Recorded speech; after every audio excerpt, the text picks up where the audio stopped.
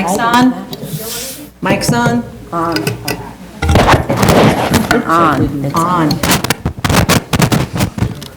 Good morning. This is the New York City Board of Standards and Appeals Public Review Session for November 18th, 2019.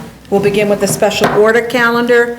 Item number 1, 86755, continued hearings, 86755BZ, 9615 Borden Avenue, Queens.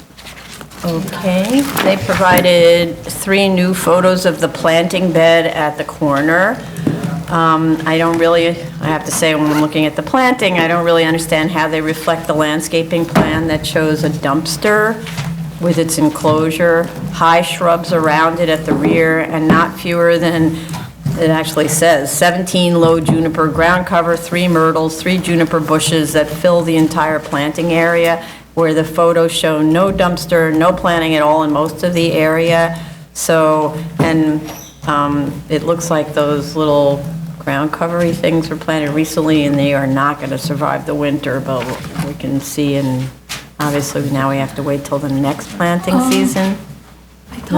I thought they said that this is the one that's a kind of triangular site, and they wanted to have the dumpster. We had asked them to remove the dumpsters from the residential area to, I think, Clinton Street side, and the problem with that one, they had indicated, and in this letter they indicated that was because that section of the garage parking lot area has a slope, it's difficult for them to keep the dumpster there in the enclosure. So in this proposal, they've requested that the dumpster be located at the corner of Clinton and Borden, and they've built it that way with an enclosure. And where they have not done the complete planting, they're still in the process of, is that area where they have removed the asphalt, but they haven't put in all those plantings that you're referring to. They've only put in the high shrubs along the edges of the residential area and along the Clintonville, but the low shrub along the residential section of Borden Avenue has not been done. That's still underway. That's what I understood from the documentation they've submitted and the photographs. Wait, but I didn't see plans that show the dumpster relocated. Right, that's my comment. So I'm looking at a plan that's maybe it's the old plan, but I'm looking at the most recent plan that we have that shows the dumpster in that planted area, the little sort of dog leg part. Yeah, it's now going to the opposite corner. This is where they have located, at the corner of Clinton and Borden. In their photographs, it indicates that that's the area they have built it, and it's enclosed. I think at the last hearing, we had asked them to remove it from the residential area, and they were attempting to locate it at the corner of the building and the other parking lot. And because it was a raised area, they were concerned that the compactor could not be held there, and but we had asked them to give it a try. That's right, what I and remember. then their argument was that it's still away from the residential in its new position now. Right. So now I'm confused because we don't have any drawings that indicate this. They have not, that is one of my comments, that they need to revise the drawing to indicate, if we are okay with the new location of Borden and Clinton, then they need to revise the drawing to indicate the trash. But if it's not compactor shown at on the location. drawings, how do we know whether it's okay? I'm confused about them installing something without us seeing that they were going to put it there, right? And especially, yeah, that's the part I really don't get. This section of the photograph photo 30, that's indicated shows the area where the asphalt has been removed, because that's where the low shrubs are going to be planted. The rest of the taller plants have been planted along the edges of the No, but they property. didn't finish planting, so Right. that's the part I don't understand either. And that's what they've said, they're still working on this section.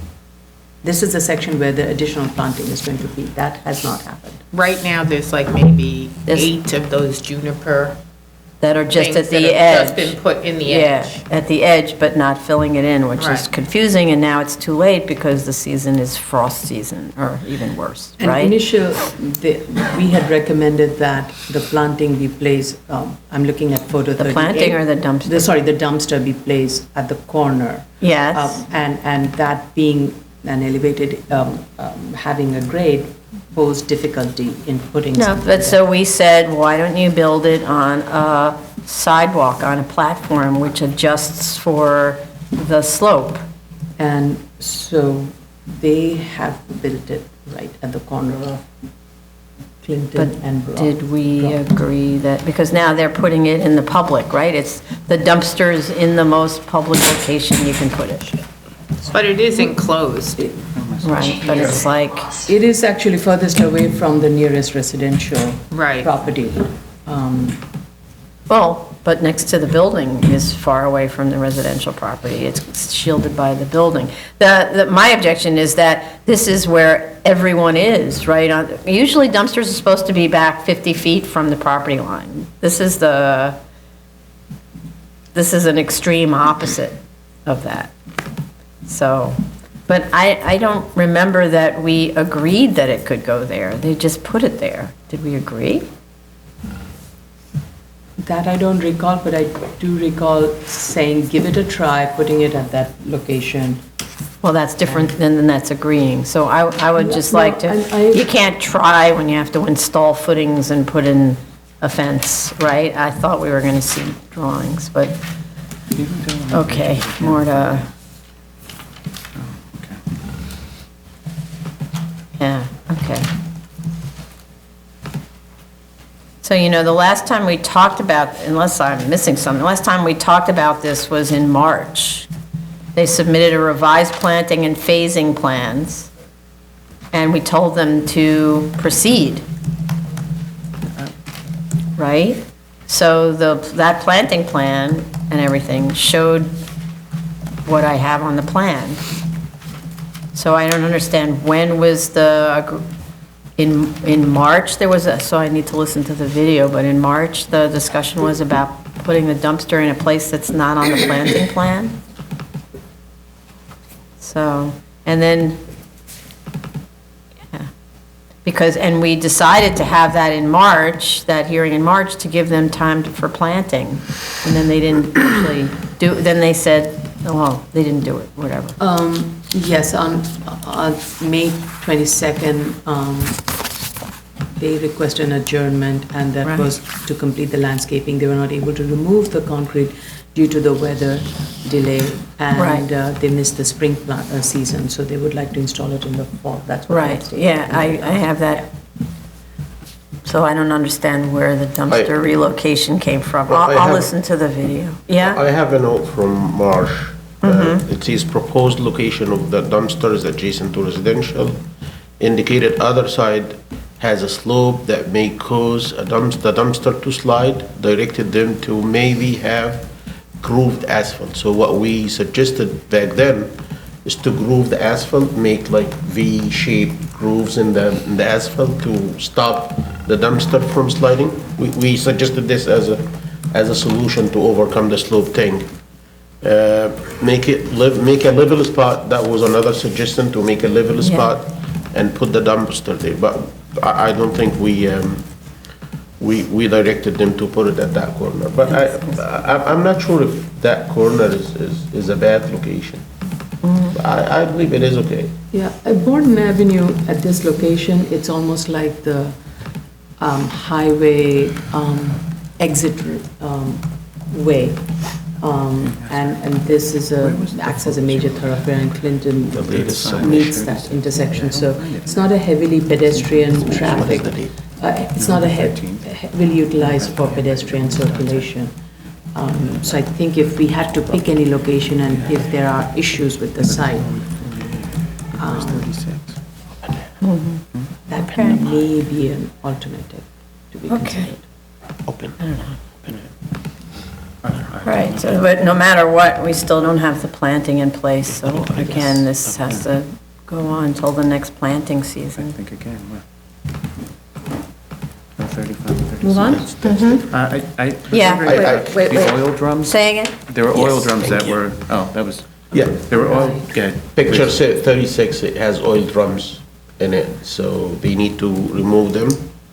And since we saw something like that, we will need to specify a condition that no storage of hazardous material on site. There's also photo 39, it seems like that they may need some re-asphalting. Yes, that we told them. And finally, on 45, there's a little bit of white paint outside of on the exterior wall, and I just think it should look uniform. 39. That's 45. So we have notes from way back, that's February, I think, or even earlier, where we say that there needs to be, asphalt needs to be redone. There's like a whole list of things that they were supposed to have done during this, basically, almost 1 year, right? So now it has to be done. We started this in January. So they didn't mention anything about doing it or anything in this last submission, that's why I'm mentioning it today. Right, well, so that's the thing, it's kind of like they need to go back over all the things we talked about. I feel sort of why we need to talk about this stuff again. It's another case where we're getting little bits of answers instead of just doing the work and coming to us and being clear about what's done. It makes it very hard to keep track. So, okay. I believe for that painting thing on photo 45, I don't think this is done by them. I never seen somebody who has like these nice concrete blocks and he's willing to paint them. I believe that could be done by somebody else. So if they just can like scrub it or remove it. You mean it's like graffiti? What do you Maybe mean? something over graffiti. Probably. Or they're So that- painted over graffiti. Yeah. Yeah, probably, So when you paint over graffiti, you have to do a uniform paint job, otherwise it's as ugly I'm as the not sure graffiti. if it's done by them. That's what I'm saying. Right, but it's their property, Yeah, right? I So, understand. yeah, there needs to be a uniform response. Right, okay. Okay. Nope. Item number 2, 751-60BZ, 105 New Dorp Lane, Staten Island. Okay. We didn't get a new submission. This one had to be re-noticed because it was an amendment and it hadn't been filed as an amendment. So their last submission on this was for the 9/17 hearing, which we didn't hold because it had to be re-noticed. I want to say also that the submission, because I didn't find it in our folder, so I only found it on an email. So I just want everyone to know the submission was clocked in on SharePoint at 10/31/19, but may not have not made it into the folder. We have proof of notice of hearing to officials and neighbors now on this new hearing. Community Board indicated no objection to the application and waived its right to hear.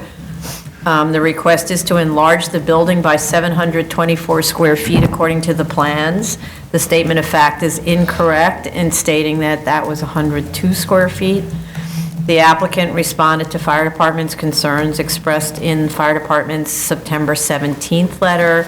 I'd like fire department to review the submission and let us know whether it has additional concerns, but the plans need to clearly indicate that the enlargement, the applicant's plans, that the enlargement will be masonry with the code required fire resistance rating actually specified on the drawings. The concern the fire department had is this building is being built right up against another building, and because it's a flammable, arguably use, automotive use, that it needs to have the right fire resistance rating. It needs it anyway because it's a property line. I didn't see anything in the submission to indicate the amount of floor area existing at the time of the initial approval in early '61. The enlargement may not exceed 50% of that number. The statement of facts indicates the building was enlarged in 1996. A letter was submitted in July by the applicant that was just a request for an extension of time, but it makes reference to a 1958 survey, which was not provided to us. So there isn't any proof of the size of the building in 1961 at the time of the grant. This is a pre-December 61 case.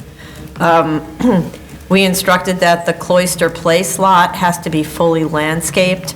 The landscape plan seems to indicate that, but flowering annuals are some of what they're proposing. require replanting every year, and unless the owner is a gardener, it's unlikely that they're going to actually do it, so they should be perennials, and they need to be hardy plants. Can we close the door there, please? Thank you.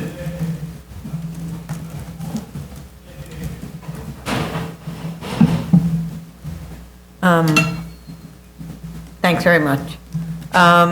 So they need to be hardy plants. The dianthus that's specified is not a hardy plant. It's just kind of a little pretty thing that doesn't do that great with extreme conditions. I think the dumpster is too close to the street and not enclosed. I'd like to know why it can't be next to the new enlargement against the side property line. They need to provide a detail and spec sheet on the metal picket fence to be used. Also, the building, as I said, the building addition will run right to the adjacent residential property line. I'd like to know how the facades will be treated to be respectful of the neighbors. I fear that they would just put up exposed block.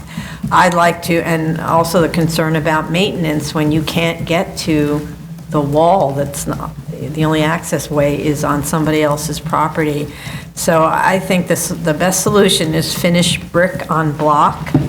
That way it ensures a residential appropriate finish, and it's an adequate fire rating. By putting block and brick together, you probably do get, I think it needs to be 4 hours. I'm not sure, but I think that. And that would be consistent with the design of the one-story medical office that's adjacent to this site on Newdorp. It's also a brick building, so it would be more consistent. Most drawings are still incorrect about the proximity of the adjacent building to the proposed enlargement. The buildings need to be consistent with the survey. I'd also like to understand on the maneuverability diagram how you access the new service bay that's proposed in the extension, because there's parking in front of it.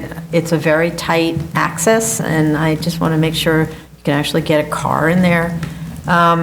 We also asked for the hours of operation, which we didn't get, or I didn't find. Plans still show 3 dispensers, gasoline dispensers, but there was a statement at an earlier hearing that there would be only 2. I just want to understand. I don't know if there's 3, or if they're There are 2 eliminating. stations. What? To date, there are 2 stations with 4, actual dispensers. Right, so it's 2 stations, but they're showing 3 on the drawings. And there was a discussion at the last hearing asking that question, and the answer was, no, it's going to be 2. But now the drawings show 3 dispensers, so 3 stations. What was it? And also the lumen spread diagram, which we talked about at other hearings, continues to show high levels at the side property line. Anybody else? Oh. Okay. Item number 3, 8599BZ, 1106 Metcalf Avenue, the Bronx. Okay. We have been, I just want to say, we've been at this case a really long time, with the first hearing over a year ago and 2 adjournments since that were given to give time to install landscaping. So far, not a single photo has been submitted to show the promised progress. I'd like our compliance officer to go to the site and take photos, so if you can let email know, that would be helpful. There's inconsistent fencing on the brick wall along Metcalf, and none is labeled on the drawings. It should all be metal picket. There's some metal picket and some chain link and some filled in, and it should just all be the same.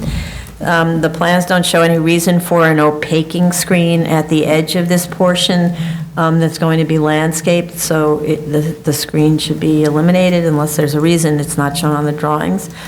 They put a vacuum and air tower now along the street line that takes up a parking space. So instead of being adjacent to a parking space, it's in the parking space. So it's effectively used that up. So either it needs to be restriped or something, but I'm wondering whether there's a better place to put it, because now the vacuum is at the street line instead of like up against the building. Normally we see it kind of tucked away in a corner or something, and here it's extremely prominent, the where they're showing it.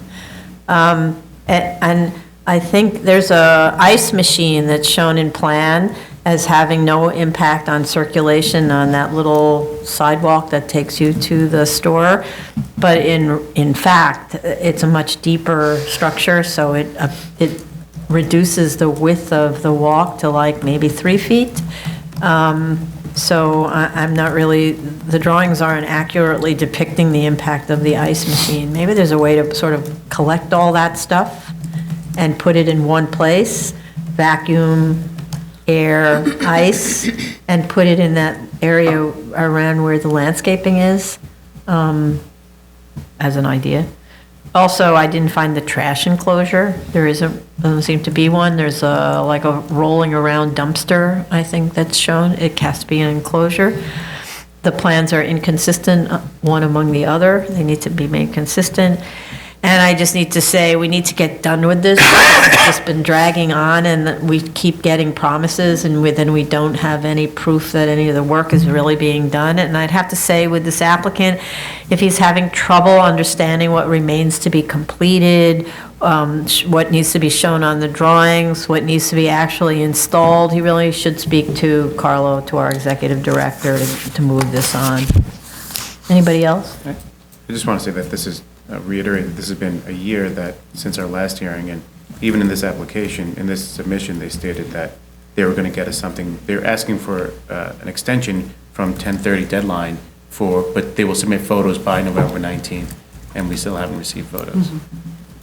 And the lumen diagram is still showing ratings of 2, an average of 2 on that eastern lot line. Which is high, really. Yeah. But this is actually, I'm not sure if, this is inside the property, and my understanding, they're gonna put planting along the property line, right behind the planting. I'm not sure if they model the planting in the lighting spread. So I believe if they do so, they would get like reduced values right across the property line on the other side. But the planting, I think, is lowish, right? They're like 4 or 5 foot shrubs as opposed to really tall, I think. Right? Is that what you're saying? If they are that low, possibly, yes. But it's gonna be some decay across the property line. In addition, I have a suggestion for all the lumen spread moving forward. On these kind of diagrams, if the applicant can just put in bold the locations of the lighting sources, it's much easier to follow the logic and the values when you know where the light is coming from. They usually do show at least the what do you call it, the poles on which the lights are mounted. You usually see that on the plans? This is canopy lighting. Oh, so, This right, one, okay, this is, yeah. right, okay. Yeah, I see, we have one here, but if they are like normal line type and line thickness, if they make them like thicker and Yes. bolder, it's much easier to follow the logic, because sometimes, Right. you know, the model is screwed. So if they show these kind of stuff, it's gonna be easier for us to follow and like scrutinize the diagram itself. A lot of the times, they even give us a little cut of the particular lights, and that you can follow along, but it's Yep. true that it depends on who prepares these things, so. Just to add to Commissioner Otley Brown's comment of the lumen spread being higher on the east side, again, because this is the canopy lighting, I don't know why they need canopy lighting for the portion of the canopy that's facing the rear yard of the residential. If you eliminate that, that will resolve the issue.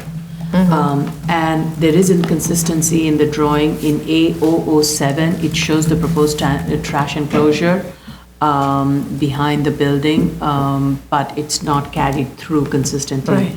in the rest of the site plan. Right, but yeah, okay.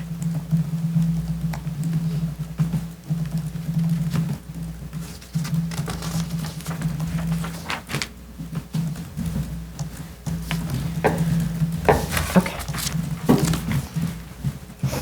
Item number 4, 216-13BZ, 750 Barclay Avenue, Staten Island. Okay. At the last hearing, we requested a permit and construction completion timeline, since it's been 4 years since a 2015 letter of substantial completion was approved by us. The timeline provided indicates that a permit was obtained in July of this year, which I confirmed on Biz that it was the case, and now they have a permit. So I'd just like to know, just from the applicant's testimony, has the site work begun as indicated on the timeline? Because, those are often projections, so I don't know whether they actually started the work. And if they started the work, then you can say, okay, we know how much time is typically needed for a project. Okay. New cases, item number 5, 72786BZ, 240 East 58th Street, Manhattan. We have proof of notice of hearing to officials, but I didn't find proof of service of initial application, so we need that. Even though we do see a community board recommendation who recommended approval limited to a 5-year term, which is their standard preference. In consideration of the residential uses above the restaurant, that is the subject of this variance. The 1989 approval was conditioned on a closed window condition with alternate means of ventilation and hours of operation of the restaurant from 10 a.m. to 1 a.m., which is pretty late to live above a restaurant that's open until 1 a.m., but anyway. Nothing was provided by the applicant that went through each of the conditions to indicate compliance. There was also a condition in 2001 that sprinklers be extended from 240, the address 240 to 242 East 58th Street at the cellar and basement. I don't really understand what that's about, but there isn't any indication in the submission that this was done. I don't know if it was done or if it wasn't done, but fire department should check this out because maybe they don't like that solution anymore or something, because we've learned a lot about sprinklers and their partial installations and things like that. Also, because I understand from the reading that the owner occupies at least one of the units, but there are 2 units in the building, so building residents should be notified of this hearing to give them a chance to comment in case the restaurant is noisy or ventilation isn't good or something. Restaurants often are an issue for upstairs neighbors. I had similar comment with regards to the cellar space adjoining on the adjoining property. Would this require a correction to the application because the application doesn't refer to lot 129? So that's a question I have. But in terms of the sprinklers? In Well, terms of why? Because the portion of that of the cellar on lot 129 is being used for the restaurant purposes. I think they have storage or something like that. So that's the reason and there is an opening that's connecting the two. So that's a question, and I think FDNY can also answer that. Okay. So to add it to the application? It's a question I have. Yeah. Should it be? Well, this is Then an you have the authorization from the R8B owner. district, so you can't store restaurant material that's an accessory use, right? Right. So, It's- okay, that's fair. It's a question. I don't know. Then they need to provide the signage calculation. And I also had a similar question about the hours of operation and the compliance with the Compliance with the Sorry. term. Yes, with the noise. Yeah, I mean, it's a okay. very noisy street. Right. But regardless. Yeah, right. I have similar questions about the hours and the signage. I just want to note that during reading the documents from the community board, I noted that they noticed that they are referring to the application as a special permit. It's not, it's an extension of term for a variance. And the second thing, we are talking about they are okay with 5-year extension, and the applicant is requesting 10. 10, yes. So I believe the applicant may need to reach out to them or... So this community board typically prefers 5 years terms, even when there are no terms. They just want to have the chance to keep looking at this.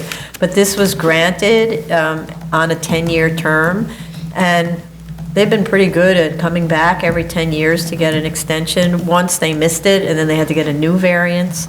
So, but they've been good at coming back, so, and I see no indication that they have been bad actors, though the board has imposed different kinds of conditions.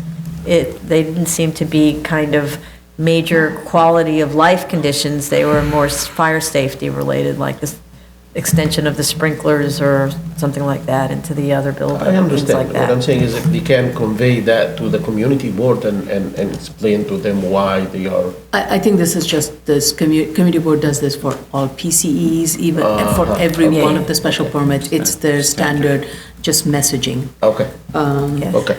The other thing is that this particular street frontage on both sides, it has all commercial It's all uses, restaurants and home decorations and everything, even though it's in an RAB. So these, a lot of them are grandfathered uses that's pre-existed to zoning. And I think relative to this, the process is that the community board tells us what their preference is.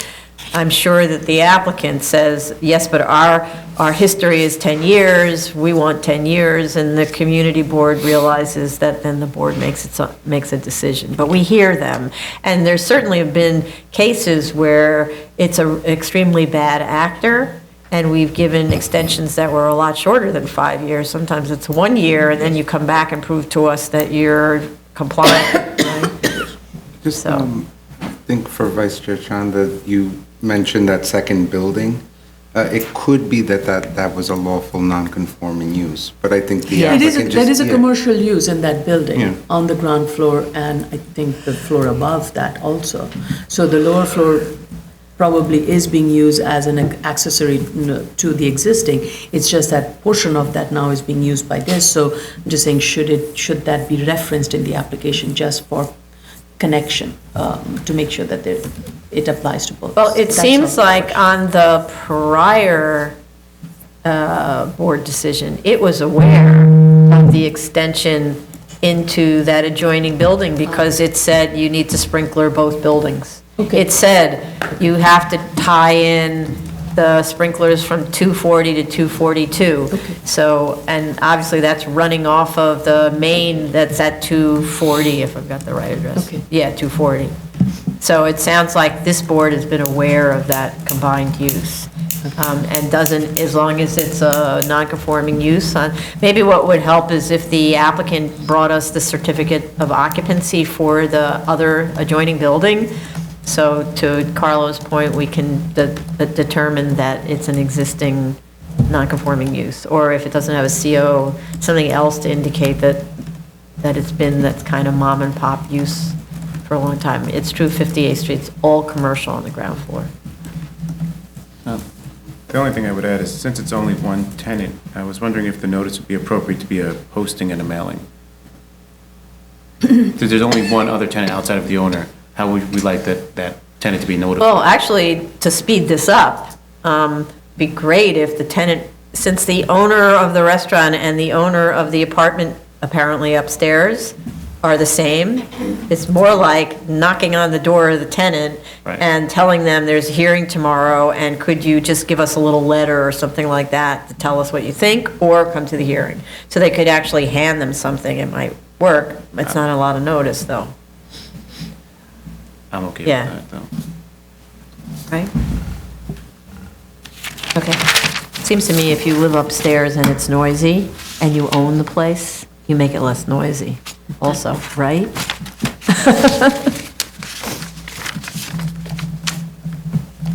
Okay. Item number 6, 109BZ, 3901 Queens Boulevard, Queens. Okay, just a second. The computer has that little dial swinging around on it. There we go. Okay, this is 1-09, right? Okay, we have proof of service of initial application and of notice of hearing to officials. Community board recommends approval. Our council should note the changed hours in operation that are requested. Do you want me to tell you what they are? Sure. Okay, so the days and hours of operations that were approved in 2009 were 6 a.m. to 11 p.m., Monday through Thursday, 6 a.m. to 10 p.m. Friday, 8 a.m. to 6 p.m. Saturday and Sunday. That's what was approved. The current hours are 6 a.m. to 11 p.m. Monday through Thursday, 6 a.m. to 10 p.m. Friday, and 8 a.m. to 7 p.m. Saturday and Sunday. Okay. Yeah, the only difference is just Saturday and Sunday, and it's 1 hour Right. more. Okay, so a request to waive our rules for late filing was included in the statement of facts, along with a statement concerning the substantial prejudice and hardship that the business would experience if the extension were not granted, which is a requirement. And they also provided, for me, the one that was most persuasive was the water sewer bill that was related to the New York Sports Club at the address, so it specifically states the occupant, which was for the 2018-2019 calendar year, so that seems to do the gap. Anybody else? No? Move on? Yeah. Item number 7, 2017-216BZ, 411 Wales Avenue, the Bronx. Okay, we have proof of service of initial application and proof of notice of hearing to officials. I didn't find a community board recommendation. The tech memo addressing the proposed temporary use of the incubation space at the second floor by an elementary school instead of a upper school was submitted to DOT in mid-September, but I didn't see their response. Excuse me, they have not responded, but based on the tech memo, we reviewed it and feel that no further analysis is required because the incubator space was not really a part of the original DOT sign-off. The original sign-off was based on the total build-out of the school, and that shouldn't be affected by this change. And they still have to do the original conditions, which require the post-construction review with DOT after 6 months of being open. Okay, so there were kind of two things that so there's a seeker concern, and then there's the impact concern, right, in general from a findings perspective. So the tech memo was written as a seeker document, but the issue that we looked at was, and the reason, because this came to us as a letter of substantial compliance request, so the reason that it came, we said it needed to come to as an amendment, is that the traffic and pedestrian analysis for the prior conditional approval assumed a limited number of children arriving by bus and drop-offs. And so for the so-called incubation period, which is estimated at 2 years, but actually it could become a permanent condition, you don't know, right? The majority of the students will be busing and drop-off age anyway. The BSA resolution describes 9 school buses to carry 310 students, picking up and dropping off at 2 no standing zones, 144th Street for school buses for elementary school, and Wales for private car drop-offs. This was a very, very long discussion about the impact of so much picking up and dropping off on those 2 streets, where we didn't have as many little kids as is proposed right now. So, and that pickup and drop-off was to be handled pursuant to an operational plan that was provided to the board and referred to in the resolution. So I don't understand how the incubator elementary school will avoid similar busing needs, at least for the K through 2nd graders. The tech memo assumes actually no increase in drop-offs, either by busing or private vehicles, and no amendment to the operational plan. And I actually don't understand that. So they're saying all of the children in that incubator period are going to arrive by walking via public transportation or walking from the neighborhood. The operational plan doesn't even discuss the idea that you're going to have now, however many kids, it's maybe 300 kids, walking, holding a parent's hand. That's a lot more pedestrian activity than it would have been with the upper school, right? Upper school, arguably, the kids arrive on their own. And, not really sure, but arguably they arrive on their own, or a percentage come with parents. This, they can't arrive on their own. They all have to come with a guardian, right? So you definitely have to have a revised operational plan for however long the incubation period is. And again, for me, all best plans, their best plan was to rent to a high school, right? That didn't work. The best plan now is to rent to an elementary school for 2 years. What if it's 5 years? What if it's permanent? What if they decide this is actually a much better model than the one that we originally thought of, and we'll move the middle school to another place or something? You don't know, right? So I think school safety and DOT should review this in terms of the actual occupancy, which is quite different. And I don't really understand the statement on the part of whoever it is at the incubator school that nobody's going to arrive by bus other than disabled kids or something like that. And that there was another requirement that the site was also designated an E-designated site for hazmat. And the statement of fact said that the construction is in the 70% phase. So we should be provided with some indication that the conditions of the E-designation and the resolution have been met. And also that would include any updates, if that's it depends on when this needs to be done, on level of service monitoring. So that's not the same thing as once the school opens, but level of service could have changed at the intersections, and the tech memo doesn't address that. And that was required by DOT. They also required DOT required intersection mitigation measures, such as stop signs and crosswalks. That was also stated in the resolution. 6 months post. Oh, I thought that was stuff that had to be put in, and then they were going to do a reevaluation. The school is open now. The school's open. The school is open. Oh, Now, I don't know if the second floor is open Yeah. yet, but the first floor is open, and there are children there. so why do they say 70% complete? Maybe when they filed the application, did they file it before September? They filed it, let's see. They filed in the summer. They filed like in Yes. June. Yeah, so it Yeah. probably wasn't completed, but it's Oh, open. I see. Oh. Yeah. So then now they have to show compliance with everything, right?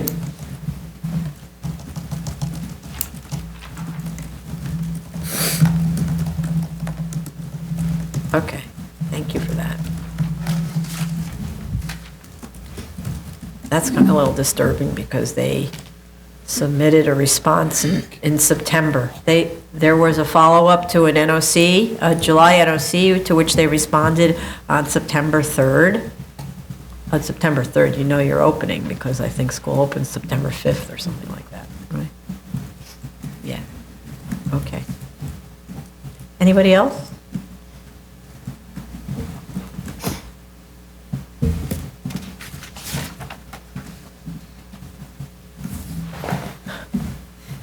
Item, appeals calendar, are we going forward? Appeals calendar, continued hearing items.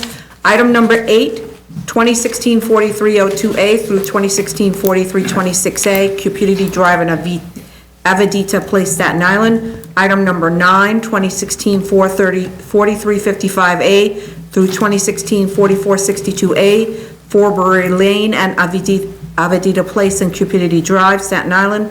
Item number 10, 2017-107A through 129A, Forbury Lane, Avedita Place, and Cupidity Drive, Staten Island. And item number 11, 2019-51A through 2019-57A, Forbury Lane, Avedita Place, and Cupidity Drive, Staten Island. Can you say that 3 times fast? Blah, blah, blah, blah. We have proof of hearing to officials for this hearing, as notice was sent late for the last hearing. Community Board 1 heard the application and submitted their recommendation to deny on October 9th. And I'm going to read what they said.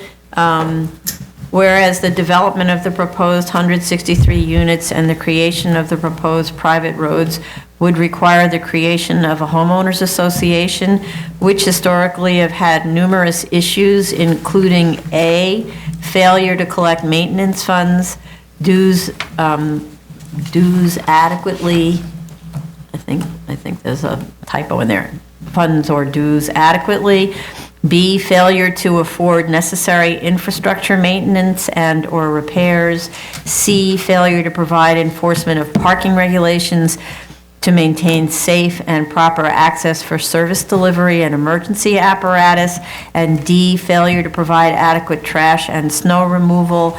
And whereas the proposed 3 private roads would not be built to the same DOT standards as roads placed on the official map of New York City, and whereas the proposed 163 units not fronting on a map street would substantially alter and affect the surrounding community by nature of the impacts on traffic, stormwater, sanitary sewer, and school seats, be it resolved, Board 1 categorically opposes this application and recommends any development on the site which requires apportioning of the existing tax lot or the creation of internal roads be submitted as a ULURP application so the proposed roads have a complete multi-agency review and EAS to be placed on the official map of New York City. And it goes on, but I think gets to the crux. We have approximately 10 additional letters from neighbors in opposition that were submitted since the last hearing. Fire department submitted a letter of objection, which understandably has issues with the number of buildings to be built without meeting DOT standards. In addition to the fact that many of the units lack sprinklering, the requirement for which has been a fire department standard on all GCL 36 applications. The applicant submitted a slightly revised site plan showing no parking areas to conform to drawings. Its states were marked up by fire department. I ask, since these will be private streets, who will enforce the no parking areas that are intended to keep roadways clear for emergency vehicle access? This subject has been a constant problem with such private roadways, as mentioned by the community board, since no city agency has jurisdiction over them. It is for this reason that DOT's letter of objection recommended the roads be mapped and deeded to the city. I think I mentioned the DOT letter at the last hearing. A so-called builder's pavement plan was provided for the private roads. All that was provided on that plan was a section through the road bed. That isn't the same as a builder's pavement plan that meets DOT minimum standards for sidewalks, roadways, street lighting, drainage, etc., which is required when a development fronts a mapped street. At the last hearing, we commented on houses turning their backs to the mapped streets. This was not corrected. I note also locations for tandem parking proposed, which will encourage on-street parking. No homeowners association agreement has been prepared. No proposals for a performance bond or liability insurance were submitted. Which bond and insurance are requirements of GCL 36, the statute, and which was discussed at the last review session. A stormwater drainage plan was submitted, but we are advised that DEP won't review it until after BSA decides on the case.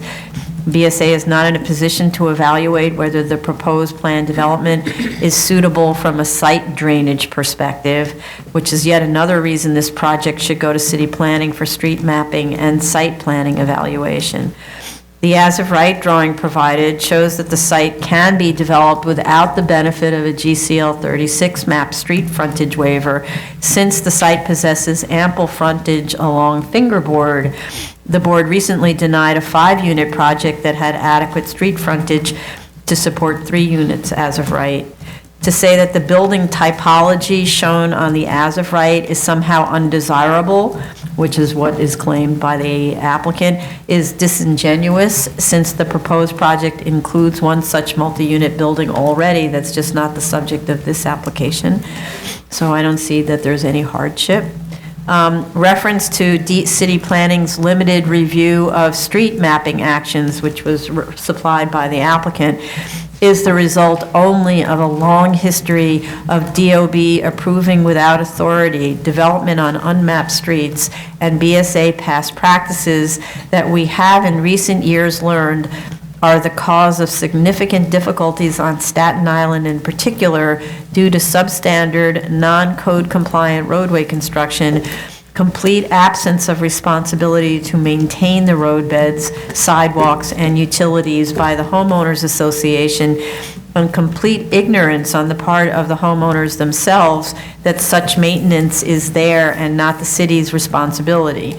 The observed result has been unplanned chaos, and the board has in the last 5 years been moving away from allowing GCL 36 waivers to supplant city planning's mapping responsibilities absent a showing of actual hardship. Notably, on a new GCL 36 application that we'll hear later today, Staten Island Community Board 3 described its experiences with developments located on unmapped streets that are managed only by the homeowners association. That testimony, I'd like to read it because I want it added to the record, since it is relevant. And it's not specific to this site, but it's a general observation they make about homeowners associations. Community Board 3 continually opposes GCL 36 applications for the most recognizable problems. Once an HOA is established by the Attorney General's office, no city or state agency is legally responsible for HOA oversight and enforcement. There are no city or state statutes or laws regulating any HOA, which effectively renders HOAs quasi-self-appointed administrative bodies duty-bound only by their own bylaws. Easements and declarations filed with the county clerk's office are only enforceable by civil legal action. A functioning HOA's board's job is to keep the associations operating properly. Problems arise when homeowners refuse to pay HOA dues. HOAs must take civil legal action to collect past dues. Generally, after 15 to 25 years, the infrastructure problem becomes costly. Dry wells have a 20 to 40-year lifespan. Roads have an 8 to 12-year lifespan. Street illumination, signs, and street markings have to be maintained. HOAs are responsible for snow removal, which is extremely expensive, and snow mounds become a problem because it blocks vehicle access and removes available parking. Some HOA board of directors elect to hire commercial management agents. Management agents are not always effective, as they can only act as directed by the HOA's board of directors and their bylaws. Community Board 3 maintains that all newly constructed streets should meet DOT standards. Substandard roads have parking restrictions which are not enforced by New York NYPD or a fire department, even though application may have been approved with fire lanes and no parking. CB3 maintains that the issuance of GCL 36 waivers is weakening all other New York City agencies' oversight in the design process of these planned developments, such as DEP and DOT. New York City agency reviews are not required prior to a GCL 36. Department of Sanitation trash removal is dependent on the homeowners association obtaining insurance to indemnify New York City. There is no follow-up to ensure that policies are in effect year after year. The Department of Sanitation constantly reports problems navigating these private streets, mostly because no parking signs are not enforced. In the interest of future homeowners and the surrounding community, we believe all new streets should be city-owned. So that's the comment from Community Board 3 generally about these GCLs, but obviously applicable in this case.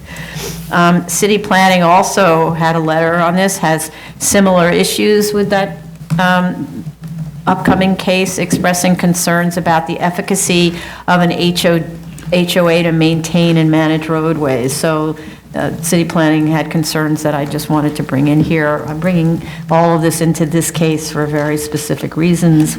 We think we may be challenged if we decide against this case, right? Actual hardship is typically shown in the case of a single-family home or a single building to be located on an existing unmapped street or an extension thereof, and where the GCL 36 paragraph 3 waiver does not apply. Ward versus Bennett, which was cited by the applicant, notably was a single-family home and in any event was a GCL 35 application, the criteria for which is significantly different from a GCL 36 waiver and does not require a finding of hardship.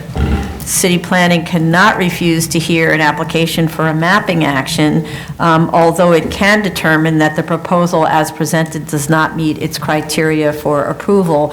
So just because it hasn't done one for private property recently doesn't mean it can refuse if applied for. The fact that the proposed project is politically controversial further underscores that the BSA should not be used to work around proper city agency review of a very large development project that may have significant environmental impacts on the surrounding areas, including on drainage, parking, traffic, socioeconomics, and city infrastructure. The BSA decisions that were cited in the applicant's cover letter are, first of all, for much smaller developments than the one proposed here, but to reinforce my statement that BSA has been shifting its position away from allowing GCL 36 waivers to apply even to projects of fewer units, I note the long debates among the commissioners during the Turichi Loop executive sessions, which application was approved with a vote of 3 commissioners in favor and 2 opposed. In particular, the applicant should note and listen to the discussions at the executive sections held on April 9th, 2019, at the time of 2833, and on June 19th, 2018, at the time of 2012. The board's position in the current case is actually the result of years of careful reconsideration of the issues and of the impacts of its past decisions. Case law supports the board's authority to change course where it states its reasoning for doing so. And counsel can give me the citation for the case that particularly allowed. Cowan versus Kern. Cowan versus Curran. Thanks. Okay. Industrial Loop, also cited by applicant, is inapposite here, as that roadway has been in existence for decades, and recent approvals have been to allow development of single industrial buildings along the existing roadway. Such developments would clearly suffer a hardship if they alone had to go to city planning to map an existing roadway along which are located many existing industrial structures which don't meet the criteria to permit a GCL paragraph 3 as of right new development. The Apricot Court case that was submitted in 2014. That's another case referred to by the applicant. Prior to this board becoming aware of the havoc created by DOB and BSA GCL 36 waivers in Staten Island. In addition, only 7 buildings fronted on the unmapped street, not 165 buildings as proposed here. The Nappy Drive case, also referred to by applicant, was decided in 1988 by the Second Department, and it is a precursor to the change in GCL 36 that introduced paragraph 3 to allow as-of-right development of homes on existing unmapped but active roadways on which already front existing homes with Cs of Os. The question presented to the court in that case is unrelated to the question here, where an entire new neighborhood is proposed to be created on the back of GCL 36 waiver application. I don't know what the relevance of the Leon Petroleum case is that was provided. I think it was provided by accident. Applicant claims that the BSA's approval of the GCL 36 map street waiver is not the only review the property will undergo, and that DEP and DOB, notably not DOT or Department of Sanitation, will look at it eventually for compliance with stormwater management and building codes. The fact is that a development on a single zoning lot with 165 homes not fronting map streets is the equivalent of a subdivision that results in a planned unit development, which development should be subject to review and approval by the city planning department.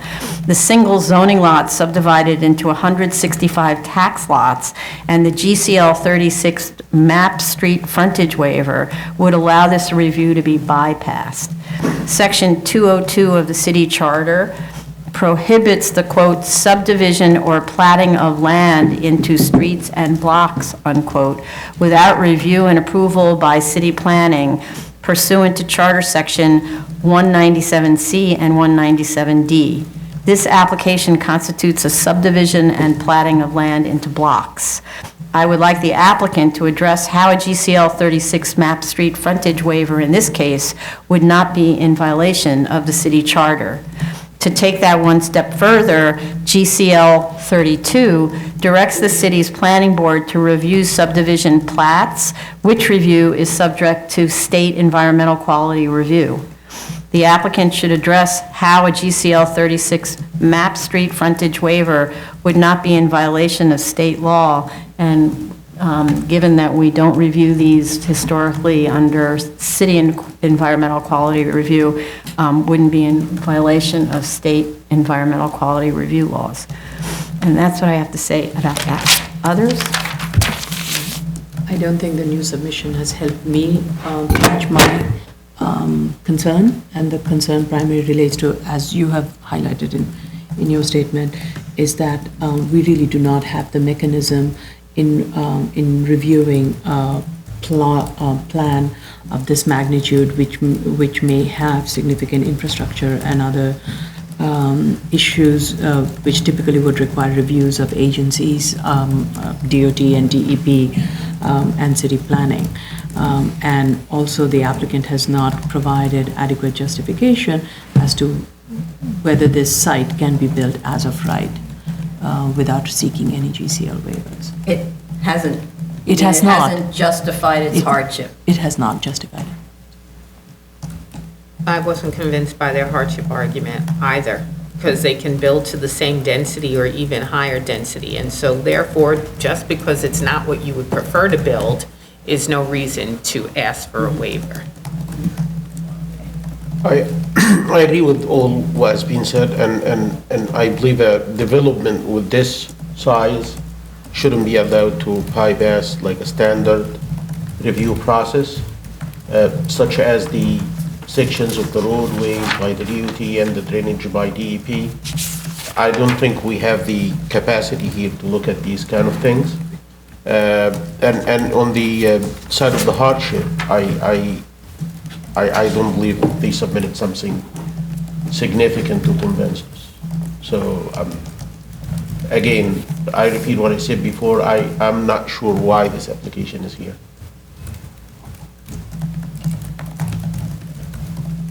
I'm very glad to hear the position of the board today. It's, as stated by the chair in the application of 2018-68A through 90A, which is going to be heard later on today and for hearing tomorrow, the submissions by the community board and really detail the havoc that these type of applications have had on Staten Island. And I really don't have much more to add. I think that was very comprehensive. I would just note that some of the case Ward v. Bennett is a case that I generally have cited as a reason to not approve certain projects, to where the limits, what it was supposed to be limited to, even though that is, like the chair mentioned, a GCL 35. I do also believe that the arguments, many of the arguments made were very circular. And to state that a GCL 36 should be granted because a community board is against it or because there's such opposition to it, seems counterintuitive. But further, the argument that not granting a discretionary waiver, again, a waiver to a rule which the applicant can obviously still apply for appropriate relief, is a taking, is laughable. If that was the case, it would not be called a waiver. The only thing I would add is that on future applications like this, I would argue that multifamily that is not part of this development should be part of the application. But it has access from a map street. But it's still part of the one single development. And I think this is where I also have the concern. There are sections of this zoning law that's not before us because it can be built as of right. And this is where I think an agency such as city planning can review these entirety in a very comprehensive manner and ensure, the site plan works with the neighborhood context. The street network is not creating an additional layer of traffic mayhem in that neighborhood, that the elevations and the drainage and all of those have been factored in a very comprehensive manner, not in a piecemeal manner. And that's why I think a site of this magnitude with so many units should not be before us. It really requires an agency such as city planning with its all other supporting agencies to review in a comprehensive manner. It's a whole new community that is being built there. Further, it's disingenuous to say that there's a hardship when you're picking and choosing what you're putting before the board. Right. But I think this point about breaking the sites up into parts is very interesting in terms of overall planning, because it's true that when you're building, you own this enormous piece of property, and some of the property fronts on a map street, so you don't have to show it to us, right? Arguably, right? But that is, in fact, bypassing that opportunity to be looking at school seed impact, socioeconomic impact, all the things. You're introducing not 165 families, you're introducing 200 and whatever that number is, it's 300 families, because I think there are 160 units or something in that tower. So, or not tower, it's a 3-story building, but still, so that's way more than triggers a seeker review for school seats, way more than triggers a seeker review for sewer and other kinds of infrastructure review. And the GCLs we have historically not looked at under seeker, which is a problem, I think. But again, you are bypassing environmental review when you're having a major impact on a neighborhood, and it just doesn't make any political sort of public policy sense. I believe we can retake a look at our policy when it comes to an application like this. I mentioned something that I just thought about. The TA, when an engineer submits to the TA that he's gonna do excavation, like on a project close to the TA. The TA requirement is if you're within, I believe, 200 feet, you need to submit your SOE drawings, the excavation drawings, the monitoring, such and such to us so we can review them. On some projects, the project could be 190 feet of the TA, or 150 feet of the TA. But the project extends, let's say, to 250 or 300 feet away from a specific TA line or structure. When we submit to the TA, we do not just include the portion of the excavation support within 200 feet.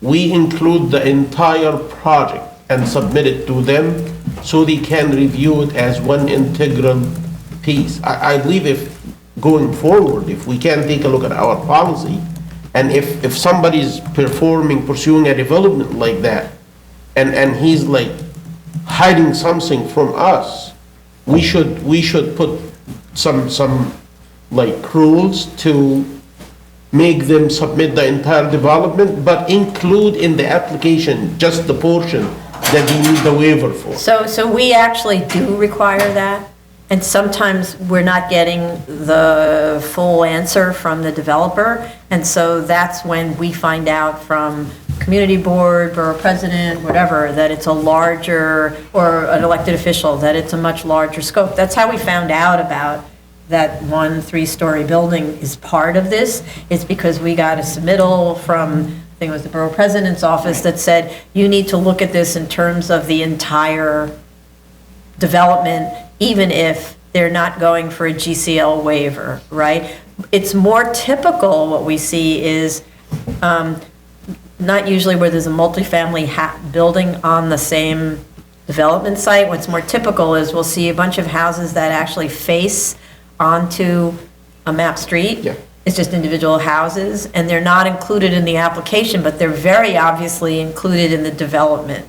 And we'll say, you need to include those so that we have a good sense of what kind of project we're looking at, and then we get pushback from the developer, you don't need to grant us a waiver on this. And what I'm always saying is that needs to be included, that group needs to be included in the restrictive declaration and the HOA, because though they may not on a daily basis need to use that roadway, they may be using the roadway, and they should be required to maintain it along with everybody else in the development, right? To the extent that you can get these homeowners associations to actually manage anything. The big issue is, most of the time, the developer hands the homeowners association over to the property owners, and they don't know what to do, right? We have a few rare examples of incredibly well-run homeowners associations, but they're the exception, not the rule.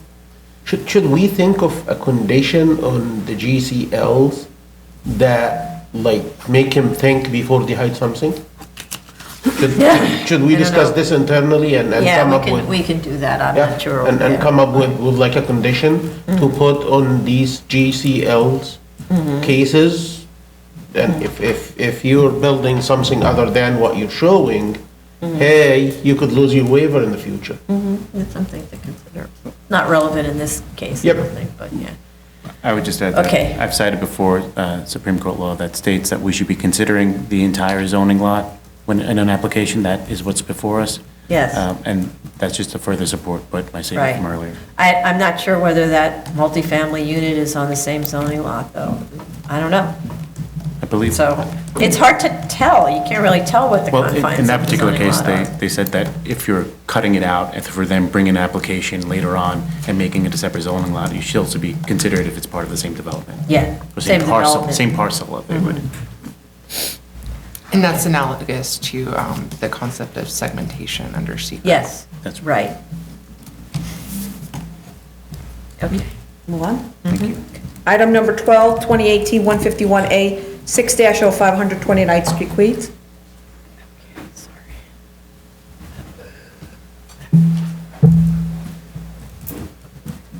Sorry, say that one more, 2018, 2018-151A, 6-05, 129th Street, Queens. Right.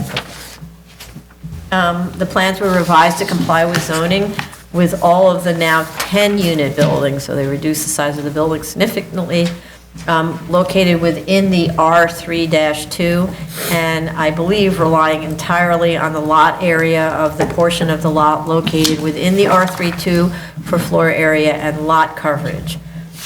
With respect to the area under the splay on the second floor, that's only permitted to be included sort of as bonus floor area if it's under a sloping roof with a rise to run of 3.5 inches to 12 inches at a maximum headroom of 8 feet. This is, of course, for DOP to review, but we should indicate clearly on our resolution that the BSA is not permitting any increases in floor area over allowable.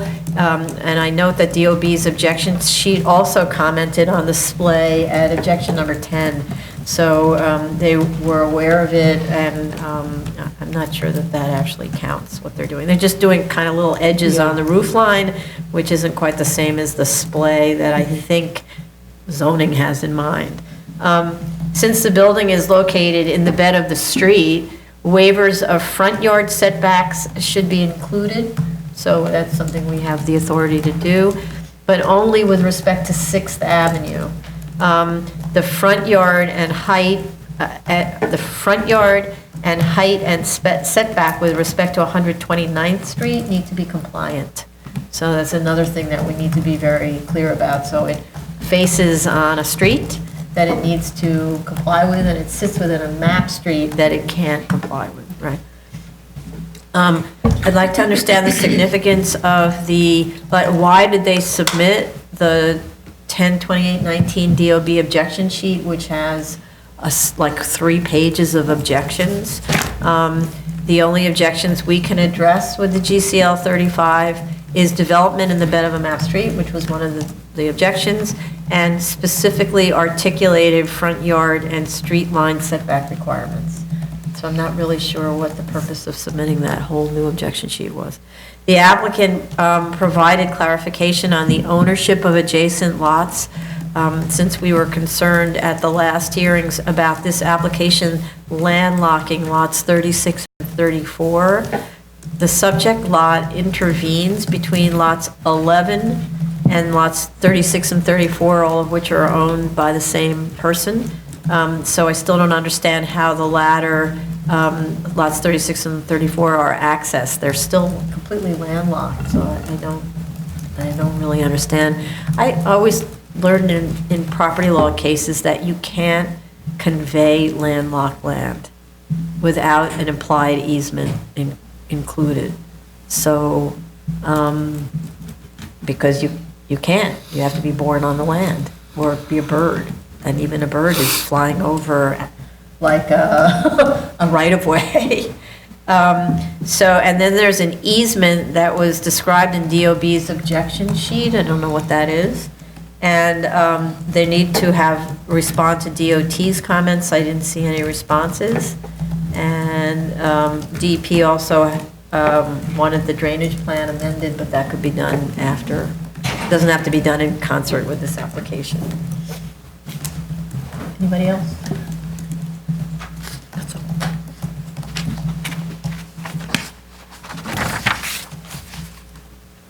Move on? Mm-hmm.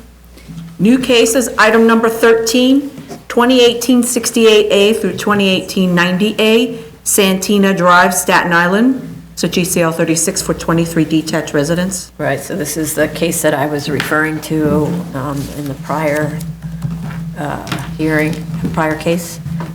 We have proof of service of initial application to officials and a notice of hearing according to BSA Rule 1-06.5. And I'm being specific here because there was some kind of a notice in our materials that said that they had to notify their city council member, but that's actually not required in terms of notice for these, under our rules, even though maybe it's a good idea to tell your city council member. Community Board 3 recommends denial. At the prior review, I read what they said, but I'll summarize it here. They're concerned, again, about all of these applications that rely on homeowners associations because of the tendency of homeowners associations to be ineffective. There's no legal structure to enforce the operations of a homeowners association.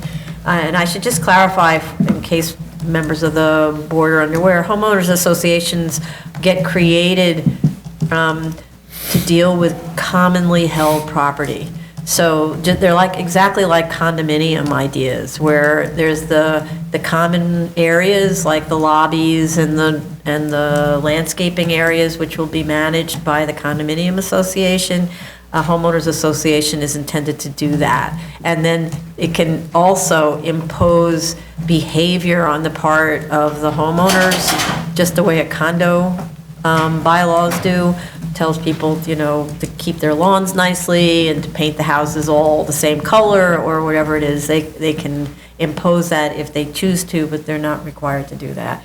And hence, once formed, there isn't any law that requires they continue to exist.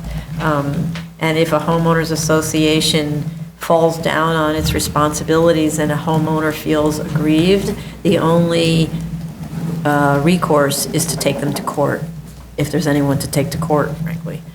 And I want to add that for me, although I have real problems with the proposal, this particular application, I thought it was a very well-prepared application, providing a good deal of necessary information in an attempt to address our concerns in advance, and I really do appreciate that. I thought it was a really good collection of documents and explanations. Notably, because this site is in a special purpose district, the site requires specific city planning, subdivision, and school seat approval, which it has not yet received. City Planning's October 29th, 18 letter expresses concerns about the application and recommends we not grant the GCL 36 in light of their many concerns. City Planning articulates the same concerns as those cited by the Community Board, that access to the site is via private roads on other subdivisions, concerns about the various homeowners associations' abilities to manage and maintain their roads, adequacy of storm and sanitary sewer capacity, and fire department access. DEP's June 2018 letter also had issues that need to be addressed, but City Planning's and Community Board 3's letter persuade me that this development should also go through City Planning full review, and while they're at it, incorporate a mapping action. City Planning needs to get back into the business that they were designed to pursue.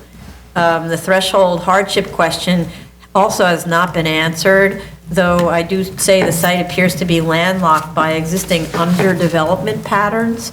Nonetheless, when you look at Zola, it appears that the city has already laid out a street grid that would give access to the site via Walsh Street from, I'm not sure how to pronounce it, Poilon Avenue. Proper access routes based on the existing street grid interfaced against flood zone and wetland areas really should be city planning and DEC's domain. I note that Walsh Avenue, which was mapped out whenever it was mapped out, runs through what appears to be either a wetland or something along those lines. So DEP. And a parkland also, it's a parkland. It's a blue heron. Bluebell. Okay. What? Blue Heron? Blue heron, yeah. Okay. Parkland. I don't see it as parkland, but I do see it as wetland. It's okay. But anyway, so, maybe that's not the right way for the road to go, but there's another road a little further up that might wrap around that clears the wetland area. I don't know. So I note that in this case, each house sits on its own zoning and tax lot, which at least is clear in that regard. But each tax lot appears to control the bed of the roadway in front of it, so cross easements are needed among all of the houses in favor of all of the others, which is arguably another messy aspect of this type of development, where the HOA doesn't even own the roadbed. What I did see is they do have a homeowners association agreement, and it creates this right-of-way across everybody's property. So that's another thing that a property owner needs to be alerted to, that, you own this land, but you don't have any rights to it because it's got to be maintained as a right-of-way. Again, these are kind of these odd phenomenon about not having city streets. I'm also confused by the submitted borough president map. I can't tell whether those are subdivisions that have already been approved and indicated on the borough president's map, or this was a paste in, like a cut and paste of the proposal onto the BP map. That's what I thought it was. Yeah, that's what I thought too, but it's not explained. It says pre and post, but the pre doesn't look anything like the existing conditions, so then I don't know what I'm looking at. They also did provide a drainage plan, even though it's not an approved one, but it's a complete one. A draft HOA agreement was provided that specifically includes homeowners association maintenance responsibilities of the roadway and street lighting. And it doesn't mention ownership of the roadway in the HOA agreement. There is actually an easement agreement that's a separate one, I believe, that is mentioning the rights of ways. The easement agreement, there's an easement agreement over what was called Burton/Arbutus Road or Avenue, which now is going to become Santina, which obligates the developer to repave and maintain the existing access roadway. I don't see the HOA agreement. It acknowledges this further obligation by the new HOA. So the issue is that you've got these three houses basically that are located on what will be renamed Santina, which just gets you to those three houses.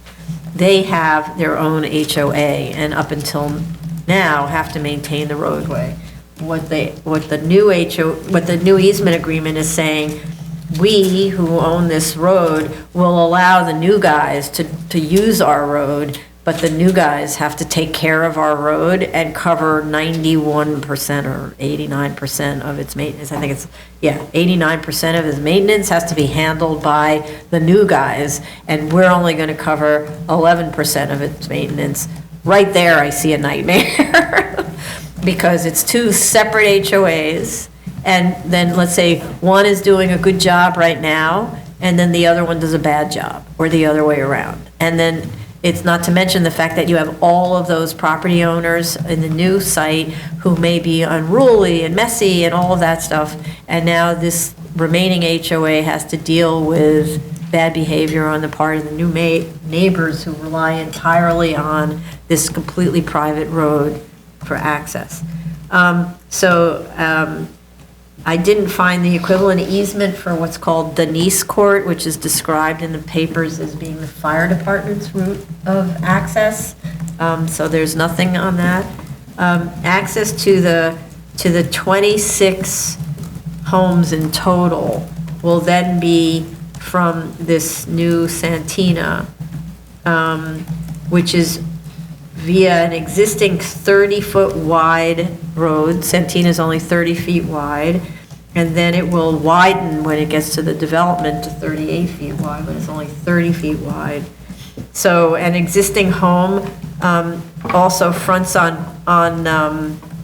this Santina that has this little front yard, and you can, when you look at the site, there are broken curb cuts that lead across the sidewalk from Arbutus to this new Santina, and it shows there's parking on at least one side, it looks like all the time.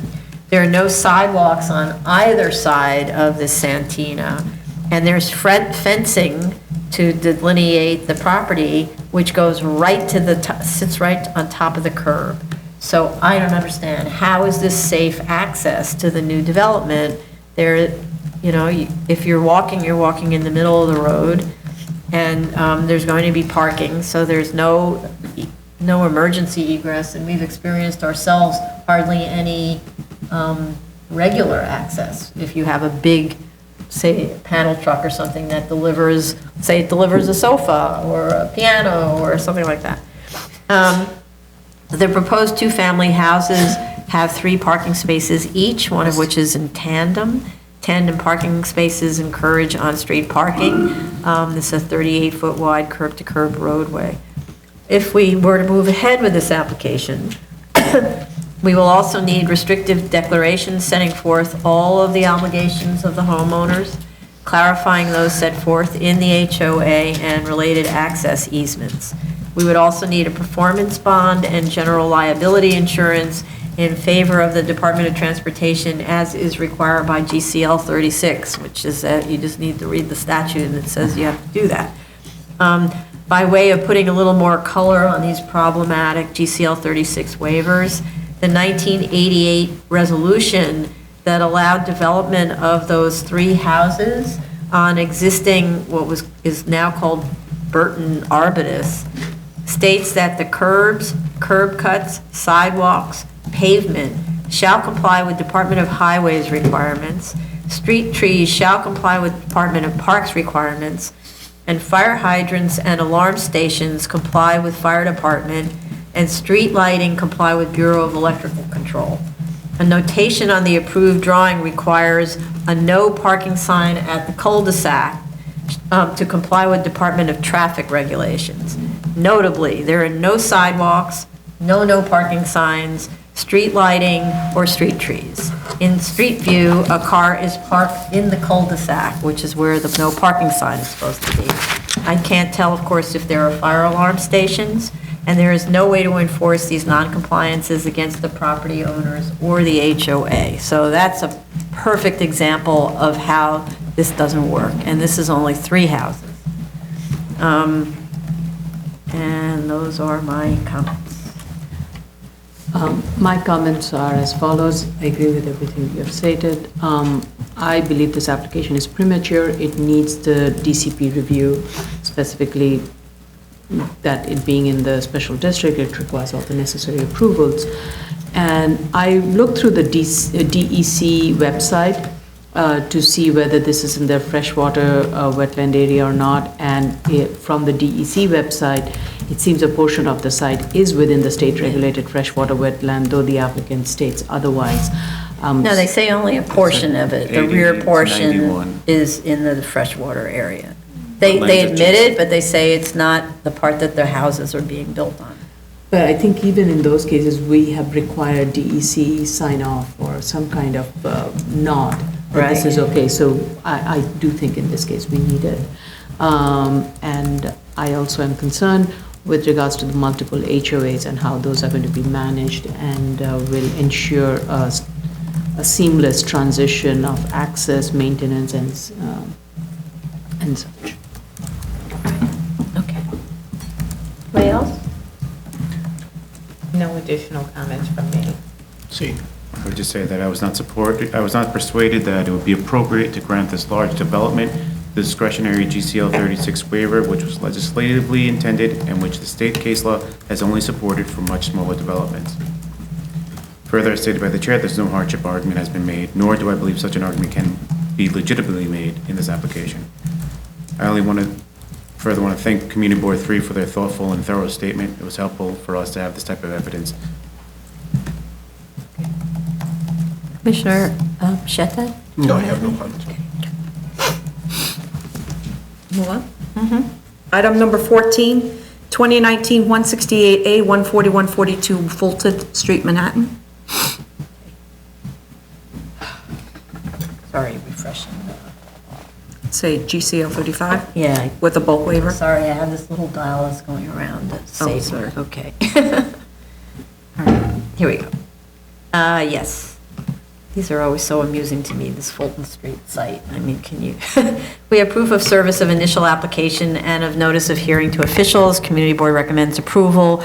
Borough President Brewer actually issued a comment letter, recommends conditional approval, saying we would like to submit testimony to indicate that the applicant should also apply for a lot merger for Block 79, lots 26 and 27. Our topographic office reached out to the applicant to inform them of this request. DEP submitted a letter on September 13th that needs to be responded to. This request is both to allow construction of a hotel building in the bed of the Fulton Street widening line and also to waive the setback requirements that ordinarily would be measured from the widening line rather than the property line. So we need to make a note of that requested waiver. Fulton Street is one of those surprises in Manhattan where the city map has never been updated to reflect actual development patterns in the city. And the city has never moved to actually acquire title to or widen Fulton Street. The applicant tells a good history of GCL 35 waivers granted and major development situated in the bed of the widening area. It's just, even the city itself is building in the bed of the widening line. That's the part that's so funny about this. And what you would think is in the process of realizing they were building in the bed of their own map street, they would have removed that widening line, but they didn't do it. In deference, though, to the borough president's request, the applicant should submit to the board at least a draft of the RP 602 that merges the tax lots, just so we know that it's going to happen. Usually, they do it as part of their building department application, but just to include it in our record. And it takes 2 minutes to fill it out. Okay. Anybody else? Yeah, just with respect to the firm map, they need to locate the site on the map. There is no site location shown.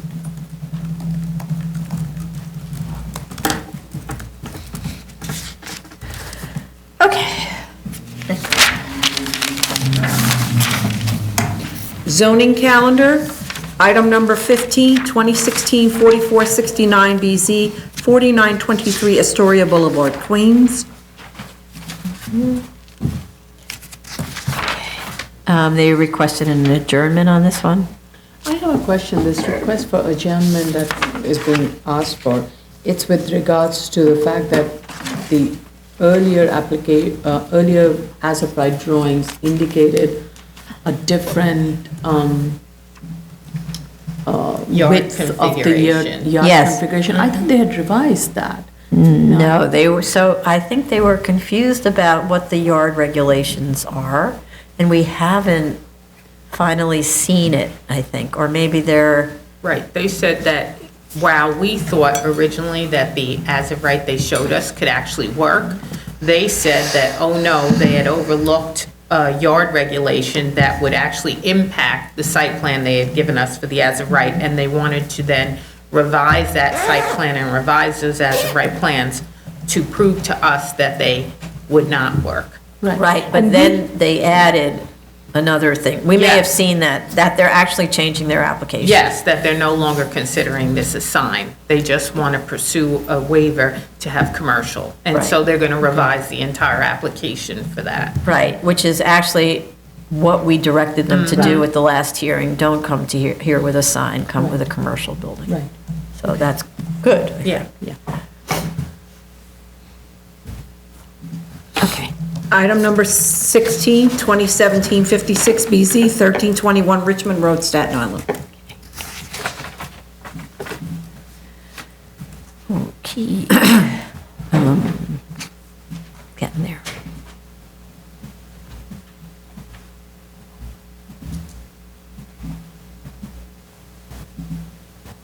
All right, okay. I'm just, to pick up on the open questions we had at the last hearing in June. The measurement of height above the front yard line was one of the issues. The applicant referred to, but didn't submit a copy of the 1976 Department of Buildings memo that states that for section 23-631, height measurements, it should be measured from, quote, existing natural grade level as shown on the survey, unquote. We actually, because what they're doing in this case is not using existing natural grade when you're talking about the front of the building, they're cutting that down so that the building sits at the same level as the sidewalk. So we thought, existing natural grade makes sense when you are not cutting. But when you're cutting, you're changing what's grade. So we reached out to DOB to ask them that question, where should you be measuring height from? And we did get an answer from DOB Commissioner, I forget which one, that says that, that the measurement should be taken from the new grade, right? And so, and if that's the case, an additional height waiver, and I'm not saying we wouldn't grant the height waiver, I'm just saying you need another waiver. An additional height waiver would be necessary, therefore another objection, since the building height is 25 feet above elevation 75.37, whereas the site will be cut at the front to approximately elevation 61.5. The DOB objection is very general and basically says there are no bulk regulations that cover a multifamily building, and that's that. So you could take your chances and hope that that's good enough. I wouldn't in their place if I were the applicant. So I'm not sure that the objection covers that. So there more discussion on the quantity of units, but to follow. But if the board agrees on the requested number of units, which is 4, we also discussed that a further objection for density may be required, since density regulations limit to 3 units, independent of whether the multifamily building is permitted on the lot. The zoning calculation page on the drawings confirms this isn't compliant. And the DOB objection, again, is very general and may not cover this. And my own experience at DOB was that they considered the density calculations completely unrelated to the bulk weight calculations. So I wouldn't, if 4 units is what is decided, I wouldn't do that without an objection that we can therefore address. We had also asked that the applicant provide a 3-unit version of the building so that we can review the minimum variance. We did not receive this. In response to long discussions about the retaining wall and sheeting, the applicant provided geotech data, which Commissioner Sheta has reviewed. The applicant should be sure to bring the relevant engineers engineer or engineers to the hearing as directed by Commissioner Sheta, and those are my comments. So, do you have anything else? So maybe before we go, yeah. Commissioner Sheta, maybe we go Yeah, to. I do have like tons of comments on this, and I would say I'm really upset because of these kind of applications. 2 hearings ago, the only concern that I raised about the retaining wall from the safety perspective was that the the part of the footing that's penetrating into the rock to provide stabilization didn't have rebar in it. And I said, I'm not sure if this is okay, but just have your engineer take a look at it. And I said, I'm not questioning the design of the retaining wall. But to date, all the submissions seem to address my concern regarding the stability, which I said I do not have concern regarding the stability or the integrity of the design of the wall. My concern was about the cost effectiveness of the retaining wall. This is concern 1, because we the board base our decision on financials. And financials mean, do you really need a retaining wall that is that massive? And the other concern I raised was the neighbors in the back and the drawings, the fact that the drawings didn't show any sheeting in the view. And when I discussed this with the applicant during the last hearing, he indicated that, no, we do have sheeting, but we generously not including this in our financials, so you don't have to worry about it. And I said, no, put it in the view. So as an engineer, I make sure that you have sheeting, because the constructability of the retaining wall you're showing so far tells me that if you don't have sheeting, you're gonna cause something really bad to the neighbors in the back. And the agreement at the end of the last hearing was this: you need to take a look at the grade changes that you are proposing. I understand that they want to cut to elevation, about elevation 62, and put the building in. I'm okay with that, but if you want to cut in the optimum way and configure your earth retaining elements in the optimum way to get to a cost-effective design. This is not done so far. And what I said during the past hearing, and I actually had to go over the video minute by minute for the last hearing and listen to it again. And I did ask for the gradings to be re-looked at. I'm not sure if this happened. And I did ask for changing the configuration of the retaining wall. Instead of 140 feet cut, almost 40 feet tall cut, I said step that. And I did even explain further that when you design an earth retaining structure, the cost of that structure is proportional to the cubic value of the height. So if we have a 10 feet wall, the cost is proportional actually to 1,000. If you cut this wall, and you're gonna go over the same grade change, but instead of 10 feet cut, you go 4 and then 3 and then 4. You're achieving the same change, but the cost would be proportional to 4 cube plus 4 cube plus 3 cube, which is total of less than 200. So in the case 1, you're designing for 1,000. In case 2, you're designing for just 200, 1/5. And that's what I indicated last hearing. And at the end, I was actually anticipating what is submitted in this submission. I said, do me a favor, give me the grades, the contours, the existing ones, and put in the background the floor plans. And this is the only thing I got in this submission. But the only feedback I got regarding changing the grades and the retaining wall and the sheeting and all these kind of things was nothing. The only feedback is this: our engineer looked at the retaining wall. He believes that it doesn't need to be modified. He's gonna be present to testify. I'm sorry, I'm not gonna designing this during the hearing tomorrow, and I'm not ready to look at any design further. I did look at some options for the grade changes. I had spent like 3 days, and that's That's real, over the weekend. Playing with the grade changes and configuring the retaining walls, mixing the sheathing with mechanically stabilized options to get to a lesser cost for the proposed earth retaining elements. And I believe that cost they are submitting, so far, they submitted about 900 grand for the cost of the grade changing. I believe this could be cut into 50%, half. So I would suggest that the board ask for a lesser variance to be submitted, let's say 3 units. I'm okay with 3 units. And let's move this case forward, because so far, we have 4 adjournments on this case. If the applicant insists on arguing about the design of the retaining wall and it's good, and I'm not ready to like go that route.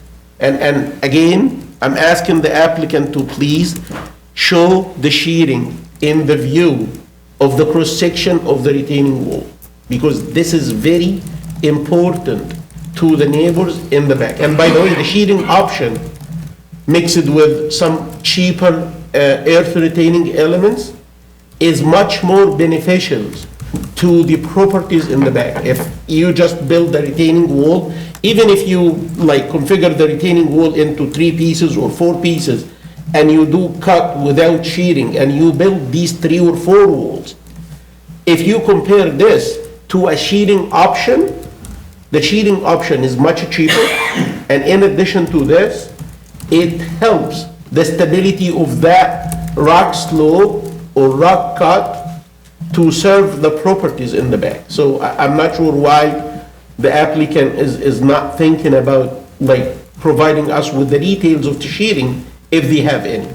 So just to clarify, you're talking about, instead of this huge retaining wall, which it's like 10 feet thick or something like that? It's 5, 6 feet thick. 6 feet thick? Yes.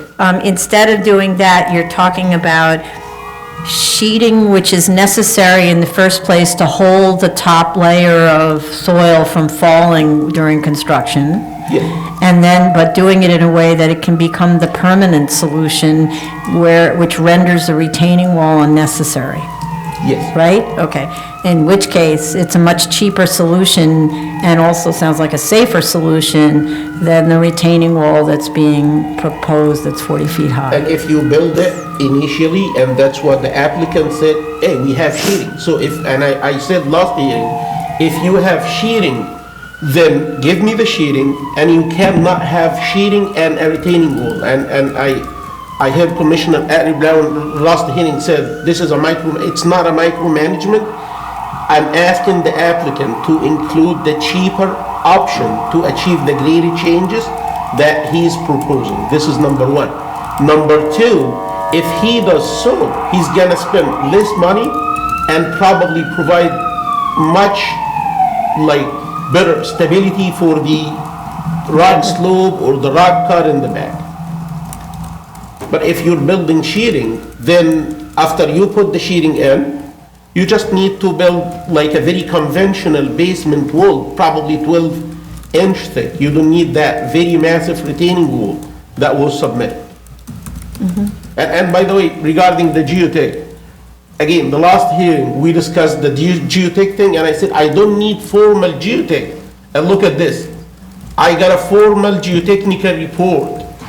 I don't know why. If I said we don't need a geotech to be submitted, why are you submitting a geotechnical report to us? So it's like they submitted what we didn't ask for, and they did not submit any about the things that we asked for. So I just want to clarify my point, Yeah. since I was quoted. Okay. I understand where you're coming from, and I just have said before that it's micromanaging to insist that an applicant do it exactly the way you do it. However, what's not micromanaging is saying that I think that your costs are too exorbitant. Right. They're higher than the norm, and so I'm going to cap your costs at the norm and make that recommendation in the financial analyst, and you can do whatever you want. You want to Right. have the sheeting and the retaining wall that's 6 feet thick? It's on you. I'm capping Yeah. the costs at this. So that's what I meant by micromanaging.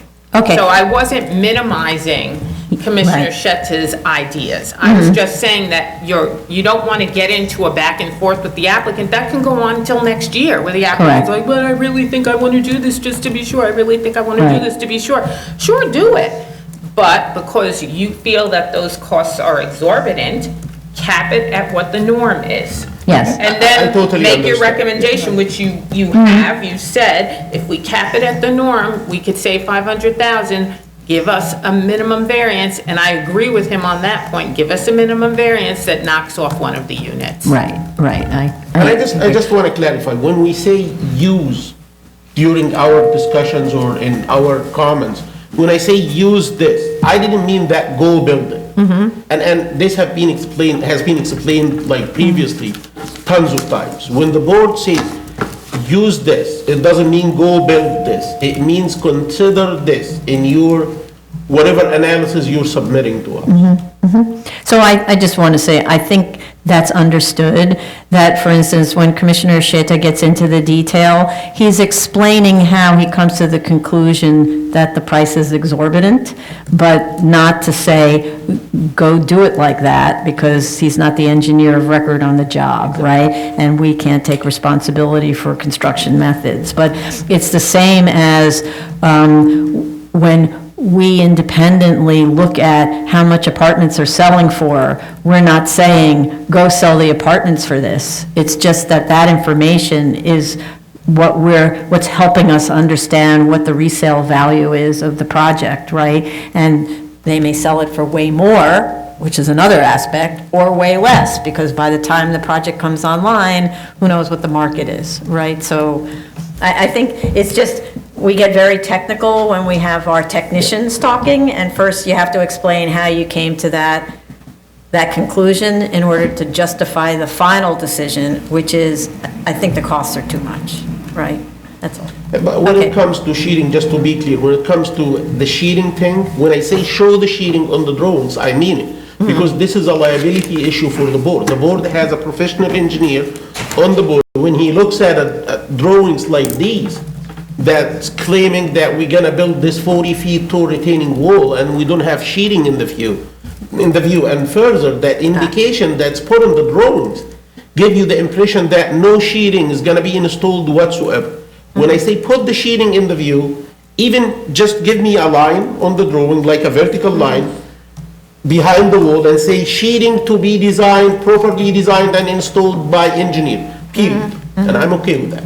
Okay, understood. That's to address the neighbors' concerns about the mountain falling down, actually. I think that's really maybe there's another way of phrasing that, to say, that the engineer is aware of the stability issues of the mountain and proper engineering methodologies will be used to ensure that it doesn't, as opposed to showing the technique that will be used, right? So, because that's part of this micromanaging actual question. If we tell them how to build it, but they don't want to build it that way, but on the other hand, we tell them, don't forget, you're completely responsible, and we've warned them on the record that we have, and now there's a geotech that indicates that there's unstable soils at the top. Phil. Right, it's The fill. understanding previously was they have serpentine rock from ground surface down to whatever. Right. Now, based on the geotech that they submitted, and it includes, I believe it does include like 6 borings, I noticed that some of the borings, they have loose material at the top. By saying loose material, it's not rock, it's granular material. So if you have granular material, you cannot dig even 2 feet vertically. You have to provide sheething to support that. And I wasn't aware of a situation like this. Thank you for submitting the geotech, but Okay. you have to do this right, or at least you have to tell me that you're gonna do this right. If you come into the board and telling me that I'm gonna do it this way, and I believe this way is not the right way to do it, I have to raise the red flag. Right, I understand, but again, to Commissioner Otley Brown's point, the note should be more general. Acknowledgement of the instability of the soils on the top, that could be actually in a note, and that engineering will be performed to address that. Because okay with that. otherwise, it sounds like we're designing the engineering and we're we're not doing That's that? fair enough. Okay, okay. Thank you. Okay, Move on? Yeah. Item number 17, 20... I just wanted to Oh, add I'm something sorry. on that. We're I still do- on, I'm sorry, Commissioner, we're still on 2017-56BZ, I'm sorry, go ahead, continue. I'm not making any statement towards the engineering or the retaining wall. I certainly respect and appreciate Commissioner Shetta's position and statements on that. I do want to note that I've traveled down this block multiple times in the past couple of months. I don't necessarily believe that, as far as a community aspect, that the 4 units would be such an affront to the community. I also want to note that I believe that the applicant has been somewhat responsive to the community's concerns, where they've lowered the height of the building so it wouldn't take out the view. I really hope that we can arrive at a cost, what the appropriate cost would be, so that this Right. application can move forward. yeah, I think it's two different things at play, I agree. Sure. I don't think that there's a big difference between the 3 and the 4. When we talked about the 3 units, we just said you could get the same amount of floor area, your units will just be a little bit bigger. It was really that the waiver is for the number of units, that's a specific waiver. So we added one, I think, where you have a height issue, right? And the density waiver is another one, so we're talking about minimum variances, right? Right, no, And- absolutely. Right, and so that's kind of why it's 3 versus 4. If we didn't have all those waivers, maybe that, it wouldn't matter that much whether you have 4 units or 3, because it's the same amount of floor area, right? And I was just talking about what I see, what the community portion of it. I Right. couldn't reference the cost portion of it. Right, understood. Okay, May I move on now? yep. Item number 17, 2017-261BZ, 527 East New York Avenue, Brooklyn. Okay, I'm sorry. The little whirligig keeps whirling, here we go. All right. The applicant submitted letters of support written in May 2019 from Borough President Adams and Councilmember Eugene on the issue of the Cornell Doctrine with respect to some of the program in the building. The applicant provided a short brief on the relevant case law where the Court of Appeals opined that a religious institution is not limited to worship spaces, but also a place to encourage, quote, social groups to meet, citing Community Synagogue versus Bates, among others, for that proposition, which we've discussed in a lot of other hearings, a lot of other cases. With respect to the plans, some but not all of our concerns were addressed. The cellar, trash, and refrigerated trash storage areas are located, but they need to be labeled as specifically as such. I don't understand how the so-called security vestibule works, as there is no room for security, and there are still many doors in the facade that open directly to the main lobby, the elevator lobby, and the 2 sets of stairs. So our question at the last hearing was, you have all of these doors, how are they controlled? It's just a kind of a free-for-all to get into this building. To make it easier, the architect really needs to attend this hearing. Architects should always attend hearings. I don't know why they're kept to the side. The rear and side facade materials are not shown. We requested that. I also was clear that it can't be that exterior insulating foam material. I even indicated at the last hearing that because this is a building that will be seen on 3 sides, the building has to be designed on 3 sides. It can't just be this big box that ignores the neighborhood. We also need a note on the plans that there is to be no sound amplification and no lighting on the roof, or a note stating that the roof will not be used except for maintenance. They eliminated the elevator stop, but that doesn't mean they had eliminated access. I don't see, as promised in the cover letter, the indication of the rear yard requirements for the site on the drawing. There's only a little part of the drawing of the site that is required to have a rear yard, but they don't actually show that. With respect to the justification for absence of any rear side lot line setbacks, there's a mixed-use building adjacent on Brooklyn Avenue that is in construction and will be 55 foot 3 inches high with a 10-foot side yard setback. So there's already a setback on that building. So there are no side yard requirements for this lot, and only 5 feet of the lot is required to have a 10-foot rear yard. So lot coverage regulations are what operates here that would require some open space on the lot. So while I understand why the synagogue at the first floor and perhaps even the multi-purpose room at the second floor need the full lot depth of 50 feet, I don't see why the classrooms and offices at the 3 upper floors can't handle an 8-foot setback. In addition, I don't know why the architect didn't notice this, the rear windows of those rooms are lot line windows, so could easily be blocked by development on the adjacent property located with 100 feet of a corner as well where there are no rear yard requirements. Pulling the wall back will preserve light and air to the classrooms and offices that will otherwise need to be sealed when the adjacent property is developed. It seems very obvious that you would do that. Also, those are really long, narrow spaces. They're quite odd in their shapes. So eliminating some of that depth will make the rooms actually more usable and maybe pleasant. The organization's director provided a program description explaining why spaces devoted to religious study cannot be shared with other programs. That's pretty common with most religions. You don't use sacred spaces to hold whatever other kinds of activities. That room retains its state of sacred, whatever the adverb is for that, adjective is for that. I think also the only other thing is the door at stair B on the first floor has a egress that swings the wrong way. It's swinging in and needs to swing out. Anybody else? I think you raised my concerns. Okay. I would just add that I appreciate the brief. I believe that it successfully argued that the particular use is akin to the use in community synagogues as opposed to a Boys and Girls Club facility. Mm-hmm.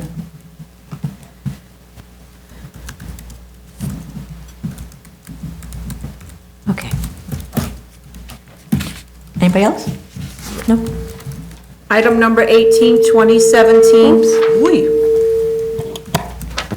2017 20BZ, 1434 Utica Avenue, Brooklyn.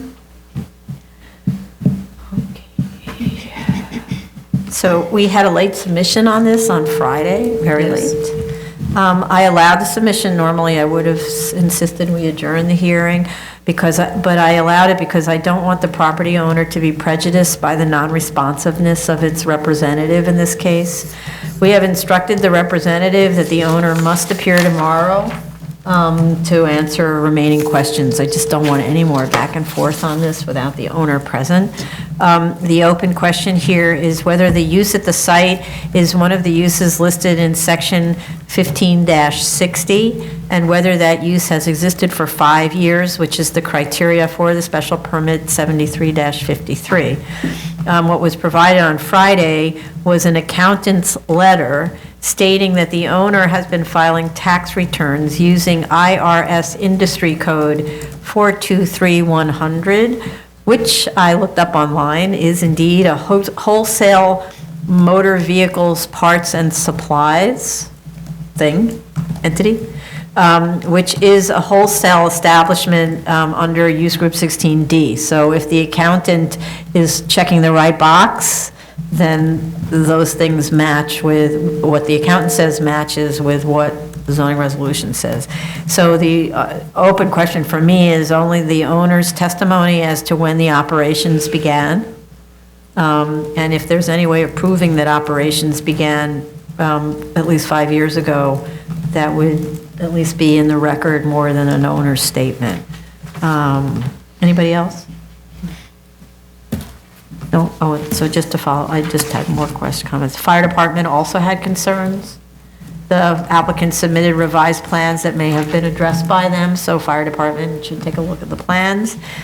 And the applicant only provided 2 drawings on this last submission. We need a full set with the date amended, revision date amended. It was an 8-page set, which deals with the subject of the size enlargement, because that's the question that also had to be addressed, but that was a prior set. So it was original building was 4,000 square feet, and the enlargement is 2,500 square feet, which is the largest that's permitted under the special permit. And we already discussed the 1963 enlargement of the building, which was at the time conforming and complying. So it didn't somehow or other implicate the issue of enlarging an enlargement, is my understanding, because it was allowed to be done as of right. Anybody else? And I'd like Carla to just check that before we. No, just with the whole set that's gonna be submitted, they will need to update the submission date on the forms. Yes, right, the revision date. Yep. So the revision date has to be basically today's date, and it should be, and if, who's the project manager? The project manager could reach out and get that done Do you want a today. full set? You want Sorry? You want a full set? A complete set of drawings with those 2 drawings included. Of course, fire department needs to be sure they're okay with how it was dealt with. Fire department was concerned about this opening on the mezzanine level, which they are enclosing somehow or other with a railing. I'm just not sure whether that's okay by fire department. I'm just going to forward it to John. I didn't see a new, we've been waiting for response to the EAS comments. I didn't see a new EAS. addressing Oh, those, shoot. Sorry, I didn't realize Yeah. that. Sorry about that. Including like a signature on the EAS form, which is fairly. Okay. I'll call it today. Okay, so this is one reason why I want the owner here tomorrow. I need the owner to be present so they can understand what's going on with this application, that we are just waiting for things, apparently kind of for no reason that I can think of. So, all right.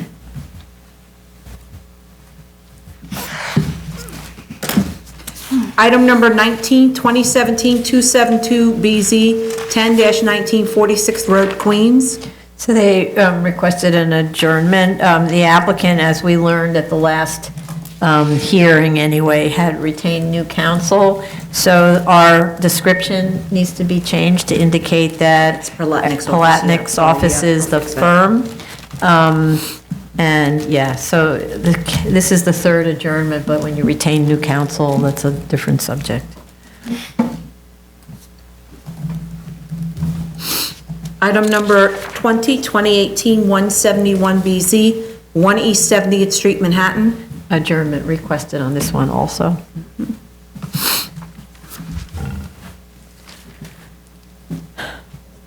Item number 21, 2019-39BZ, 2311 East 4th Street, Brooklyn. Just a sec.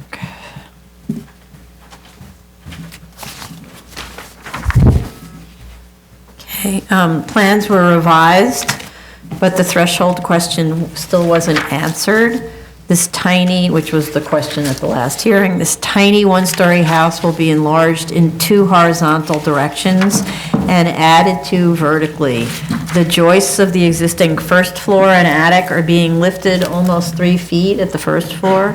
This special permit is not available to demolitions of buildings. There is nothing in the materials to explain how all of this will be done without demolishing the house.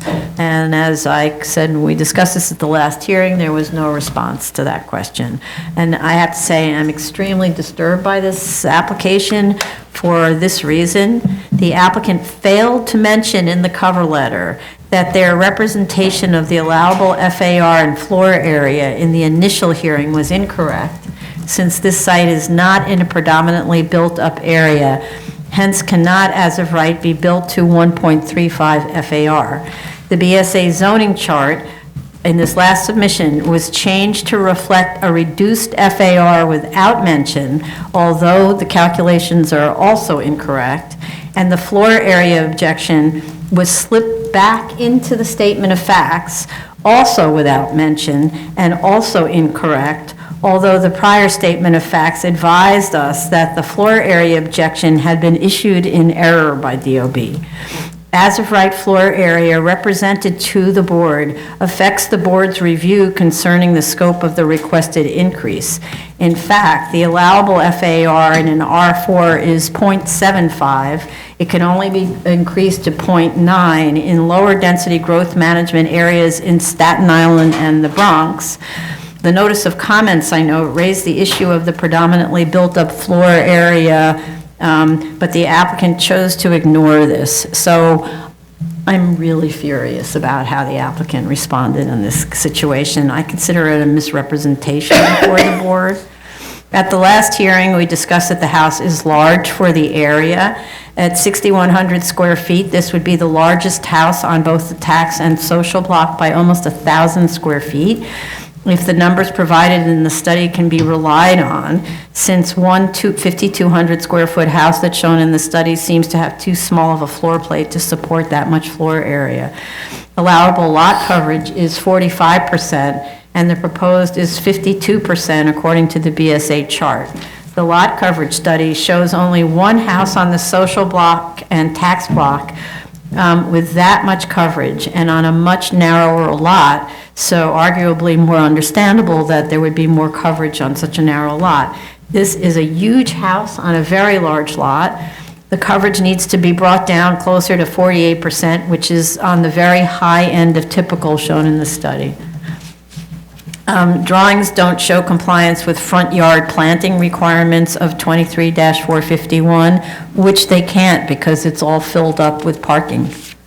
So for this project, I actually want, because I spent 2 hours reviewing the zoning on this project. It's absolutely unconscionable that I had to go through this because it was such an unreliable submission. For this project, I want a complete zoning analysis on the front page of the drawings, citing to each relevant section of the zoning resolution, which means you go through the zoning resolution section by section by section to see every single time the appropriate zoning district shows up. That section needs to show the required and the proposed and whether they comply. Diagrams and calculations must be provided to show compliance. These include floor area diagrams and calculations, lot coverage diagrams and calculations, planting diagrams and calculations, building envelope diagrams indicating compliance with height and setback, and where dormers are being used, including citations to each relevant section in the zoning resolution. This is what is required by the Department of Buildings and what we routinely see from many other architects. If this architect doesn't know what this looks like or how to do it, we have samples prepared by others who do. I want this architect to be professional, and I'm not seeing professionalism. Bring, as directed at the prior hearing, the height down to 32 feet. It's not a suggestion, it's a direction. The building was set back at the second floor to 25 feet and at the attic to 30 feet. The instruction at the last hearing was to pull the second floor back further. Do it. It's not a suggestion, it's a direction. These modifications will reduce the floor area and lot coverage to a place that is not completely out of character with the existing conditions. The architect must attend the hearing tomorrow or we adjourn. Okay.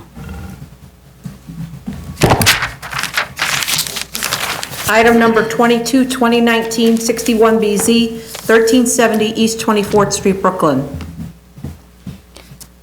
Okay. All of our concerns were addressed.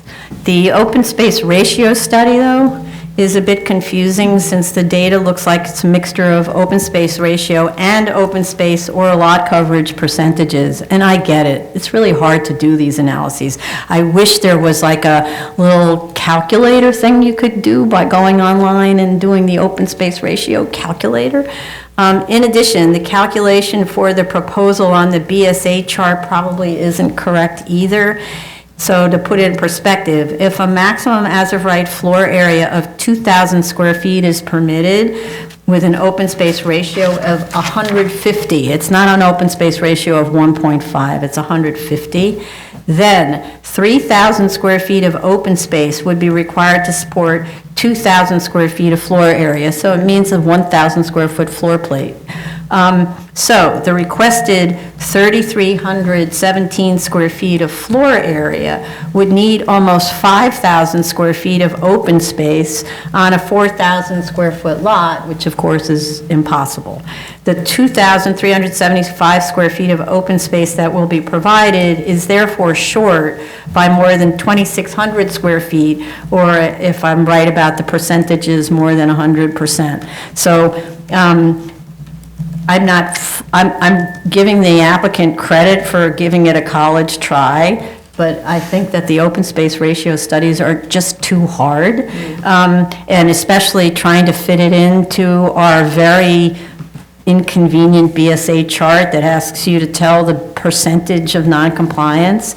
So I would say that the chart, you just tell us what the lot coverage is and what the open space is and how much it doesn't comply with the standard, and you just leave that, and the waiver is understood. You will have to calculate the open space ratio that's required, and then we'll issue the waiver, but I just don't, see how this is going to work. Yeah, And I think doing it for the entire neighborhood analysis, it's not practical. Yes. And will lead to more confusion. It's better to do, I agree with you, just do lot coverage and open space. Yeah, and that worked in the past, it's super easy to understand. But what I do want to say is, in studying this more carefully with respect to houses, because I'm accustomed to using open space ratio for large buildings, with houses, it's quite interesting. You see exactly what city planning had in mind for a floor plate. It wanted a 1,000 square foot floor plate in these districts. It's really super interesting to see that, because that's a very small floor plate, right? It's a really great system, but it's very hard to figure out how to work it. There was a lot coverage study that was provided previously. The proposed lot coverage is approximately 41%, which is very much in line with other houses on the social and tax block. So we don't need to go into this. It doesn't need to be corrected, because I'm not sure how to correct it. I just wanted to thank them for giving it a try, and that's that.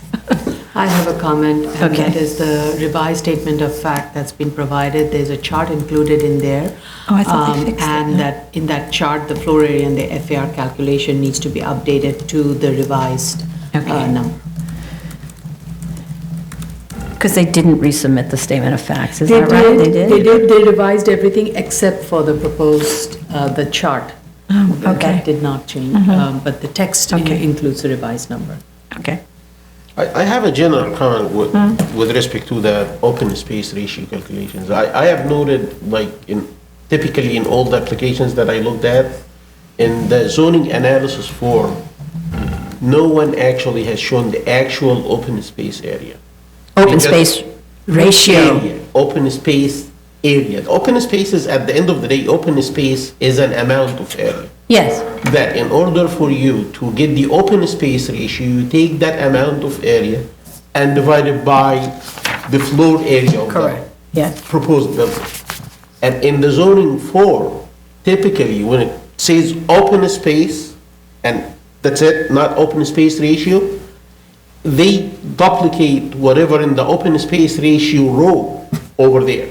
So in the open Right, 'cause space, they don't I know. would say in the open space, they should look at the building from the top, from up top, see how much footprint is open, unobstructed, and then put this amount of footprint in that cell, and then take this amount divided by the floor area, get the open space ratio. If it's Right. done this way, it's gonna be Ish. like a piece of cake.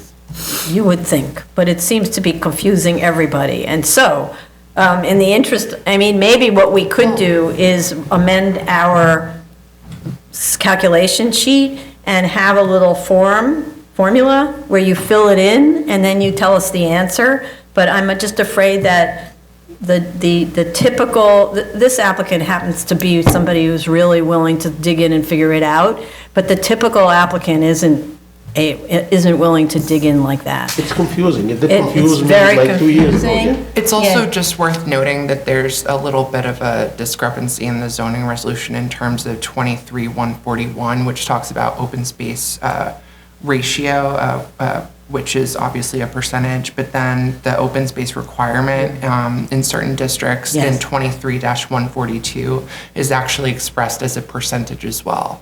Yes, it's super confusing, and so, and there are different rules applying to different zoning districts, both of which qualify for the 73-622, so that's the other part of the problem. And I don't actually know what happens at the DOB when they fill out the forms, when they're doing an actual zoning analysis for DOB, I don't know what they do, and whether DOB just sort of ignores it.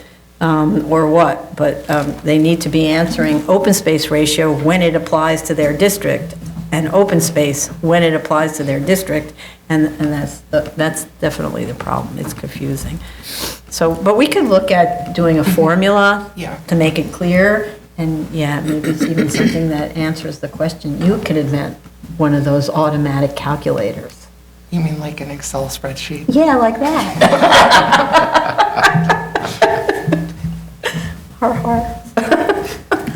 Move on. Uh-huh. Item number 23, 2019-62 BZ, 435 Hudson Street, Manhattan. Okay,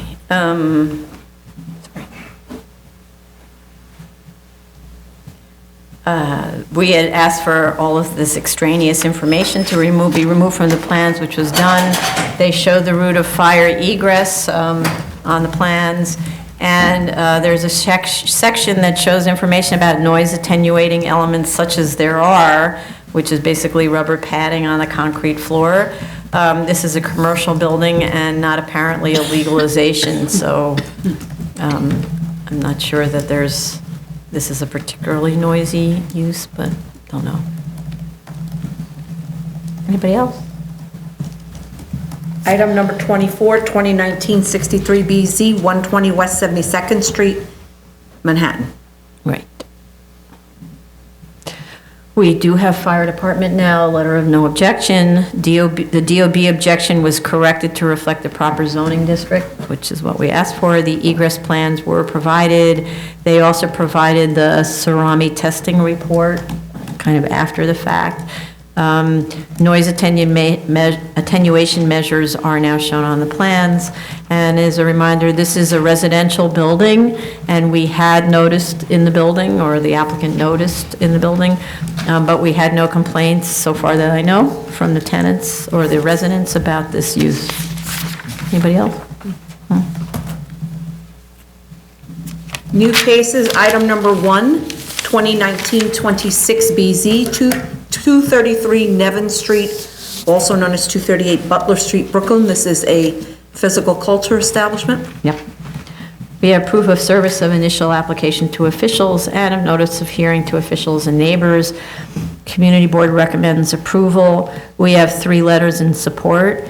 There's a little tricky thing here about the DOI. While the entity of Cliffs climbing, whatever, is not an issue, one of the principals actually did have a hit at DOI that there was a negative result. So I'm not really sure what we're supposed to do about that. Okay, so just for the record, this application, this use has come, the property owners, whatever, have come before us before, and this issue did come up before, and we didn't have an issue, and we accepted and approved the application. Okay. Yeah. You mean, This was for another climbing wall. The other Not the climbing same cliffs, right. No, it's the same In one, Manhattan. okay. It was, All right. it was up in Manhattan, I think it was, no more, it was the Bronx. In Harlem area. In Harlem, 124th Street or 5th Street. It was a conversion of an old. And this DOI report did come in, and Auditorium or the board did not make too much of so a... I'm wondering if we reached out to DOI in that case to say, are you okay with us proceeding with this? Because, I believe they were, because they said it was done, he paid a fine, I believe. It was a bribery charge. Yes. To a DOB inspector. And they were discharged. And they were discharged, and we asked the applicants to explain that, and the board then granted the application. Okay, so we need the same Okay. data in our I thought record, we we did. can't rely on the I other thought we one, did. right? I guess not, okay. So the same information that he provided on 124th Street. Lisa Ranty was the applicant at that point, from the same firm. Okay.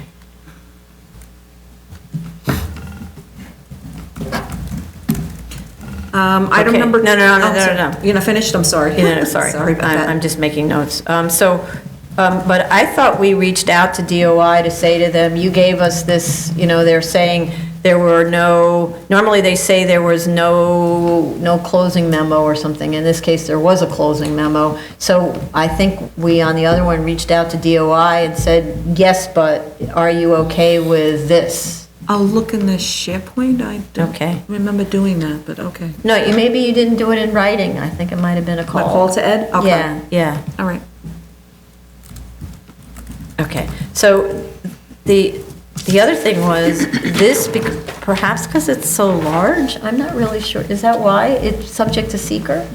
Yeah, it Be- doesn't qualify under the type 2 Okay. checklist because of the size. All right, so we had DEP comments on air quality that need to be addressed.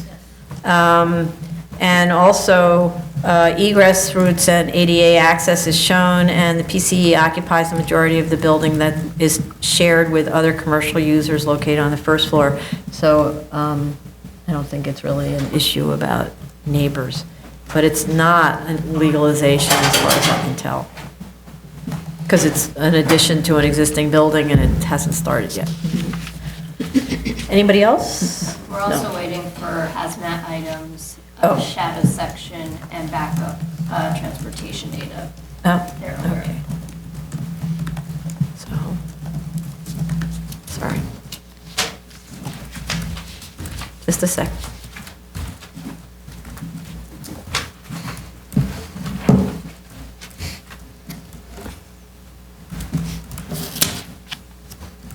Okay. Ready? Ready? Oh, go ahead, I'm sorry. Item number 2, 2019 30BZ, 2705 East 28th Street, Brooklyn. This is a special permit, single-family home enlargement. Oops. This is a legalization of, for a special permit, which is an odd thing. We have proof of service of initial application to officials. I didn't find proof of notice of hearing. Maybe it came, but I didn't find it. Everybody, Community Board recommends disapproval, and I believe that was 15 to disapprove and 13 to approve with 1 abstention. The reason I say I believe is because it's never really clear when a Community Board votes whether to deny, whether it's a denial because the motion fails or because the motion was to deny, and they often don't clarify that. So the statement of fact states that this is an application to legalize a, quote, slight overbuild into the required rear yard of only 2 foot 1 inches deep, but I don't understand how that could result in a 22.42 rear yard when that depth is more than 7.5 feet short of the complying rear yard. So it's a nonsensical statement. That was in the statement of facts. They need to show on the proposed the overbuilt area that is not in compliance with the approved plans. The 2004 approved DOB drawings indicate that there was no rear yard requirement within 100 feet of a corner in an R4. Furthermore, the entire rear extension shown on the plan was impermissible since a straight line extension along non-complying side yards is not permitted. So these were self-certified drawings, so basically the entire application was self-certified and none of it was allowed. So the proposed drawings have to clarify the existing construction versus the proposed new, and when I say new, that's what was existing before the illegal construction and what's proposed new. Materials need to argue for the depth of the incursion into the rear yard to the attic level, and I guess we need, why do we need fire? Okay. Yeah, maybe fire department needs to look at whether the house needs to be sprinklered. I don't know why I made that note, so, might have been a mistake. Yeah, so this is, I find this quite a problematic application because they already built it, they built it illegally, the architect basically ignored the zoning, and we can't be asked to cure illegal construction if we say it doesn't, the requested enlargements and so on are non-compliant, or are not acceptable, they have to be removed, that's just the way it goes, right? And to say it's so disingenuous to say I'm only asking for this little bit, when the whole thing was illegal. You're asking for a legalization of the whole thing that was done pursuant to those drawings in 2004. So.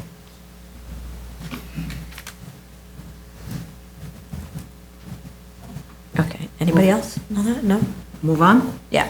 Item number 3, 2019 80BZ, 15 West 18th Street, Manhattan. We have proof of service of initial application to officials and of notice of hearing to officials and neighbors. Since this is a legalization in a residential building with a PCE type that has been shown to be problematic in certain cases, residents should be notified of the next hearing. So post it in the lobby using that type of posting that indicates that they can submit a letter or attend the hearing, and make it very clear the date of the hearing, where to submit in writing, et cetera. The community board, and if they did it already, I didn't find Yeah, it that's in what the I'm looking. materials. The community board waived its recommendation. They should provide partial first floor plan showing the lobby, ADA access, and routes of egress. It's not good enough to just have a teeny little key drawing. You actually need to show how do these people get in and how do they get out from the first floor. We do have DOI, we do have fire department, we do need a certificate of no effect from LPC. I didn't see that in the folder either. It should be in there. All right. I didn't find it, it might be there, I don't know. Weird. Okay. Okay. Anybody else? Yeah, I have quickly two points. The first one is the TCO, the statement of facts indicate that according to the TCO, the second floor of the building is occupied by a Group 6 photograph studio. I believe they should give us confirmation whether this is the case in reality, or they just looked at the TCO and reported that. And so this right, oh, no, this is a mixed office and residential building. This is like an IMD building, I think, originally. So some is, it's to your point, some is commercial and some is residential. So the question is, what's upstairs? Is it a residential tenant or occupant, or is it a commercial occupant? Yeah, that's fair. My concern is because this is the immediate neighbor.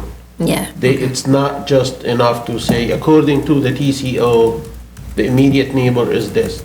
If you don't know the immediate neighbor, whether it's residential or a commercial, just go take a look at it, and when you put something in the statement of facts, put it based on a site visit or so. But it said the residential starts on the fourth floor. That's what the statement said. Right, but I think it's based on what the TCO says. So, and in these IMD buildings, you often get that kind of thing. It'll say photo studio, but it's actually a live work.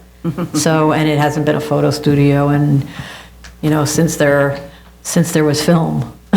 So, that's the kind of thing that happens a lot. And we see a lot of those kinds of applications for variances, right? Where they try to keep it commercial, but it's really a residential use. So to the extent that they can, anyway, the building will be noticed, right? So if there's a residential tenant above, someone who's sleeping there, whether or not they're running a photo studio, they'll comment if they have problems because it's a legalization. If you, I'm sorry, if you go through the proof of service that was submitted the other day, if you scroll all the way down, there's a posting. Oh, it was posted? Yeah, Okay. there's, it's certificate of mailing, receipts, posting, and proof of hearing. I just can't open it. So there's photographs of it being posted? Yeah. Oh, okay. Yeah, the other thing is if they are aware of any complaints, they should let us know. So in other words, they should say there haven't been any complaints because it's Yes, or they say we have no complaint. Yeah, there's a photograph of it posting, so. posted in the lobby. Okay. Yeah.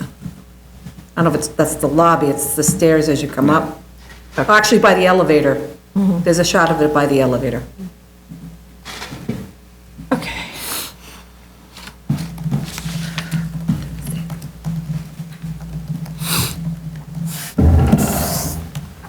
Okay, move on? Item number 4, 2019-22 BZ, 2447 95th Street, Queens. Okay, we have proof of notice of hearing to officials and neighbors, but I didn't find proof of service of initial application. Community Board recommends conditional approval. The condition is that the proposed one-family dwelling's front yard may not be paved over to prohibit open green space. There's a planting requirement normally in these districts, so this is an R3X. This is one of the districts. I didn't find any study map to establish the site's uniqueness. You need to establish that the site was not held in common ownership with adjoining property since 1961. The statement of fact states that adjoining property encroaches 5 inches over the property line, but drawings show the encroachment is the party wall for the subject building.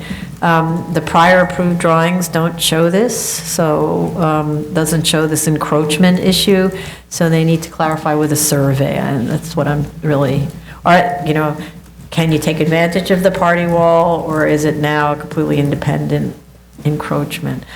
The proposed drawing shows the front yard is 13 feet, whereas the statement of facts indicates it will be 15 feet, and the as-of-right drawing indicates 15 feet is the minimum required, so I'm confused. The proposed drawing also shows a 4-foot 6-inch side yard, not a 5-foot side yard as indicated elsewhere on the drawings and in the statement of facts, so by sort of summary, nothing's coordinated with anything.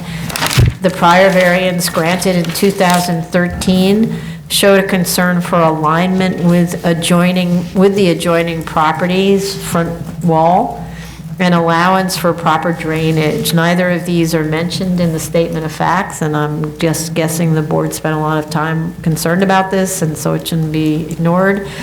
The statement of facts indicate the proposed height is 27 feet. The zoning calculation sheet indicates it is 26'3" with a 21-foot perimeter wall height. The proposed zoning calculation sheet and statement of facts don't agree about R3X requirements for side yards or front yards. The same holds true for the as-of-right zoning calculations sheet with respect to FAR.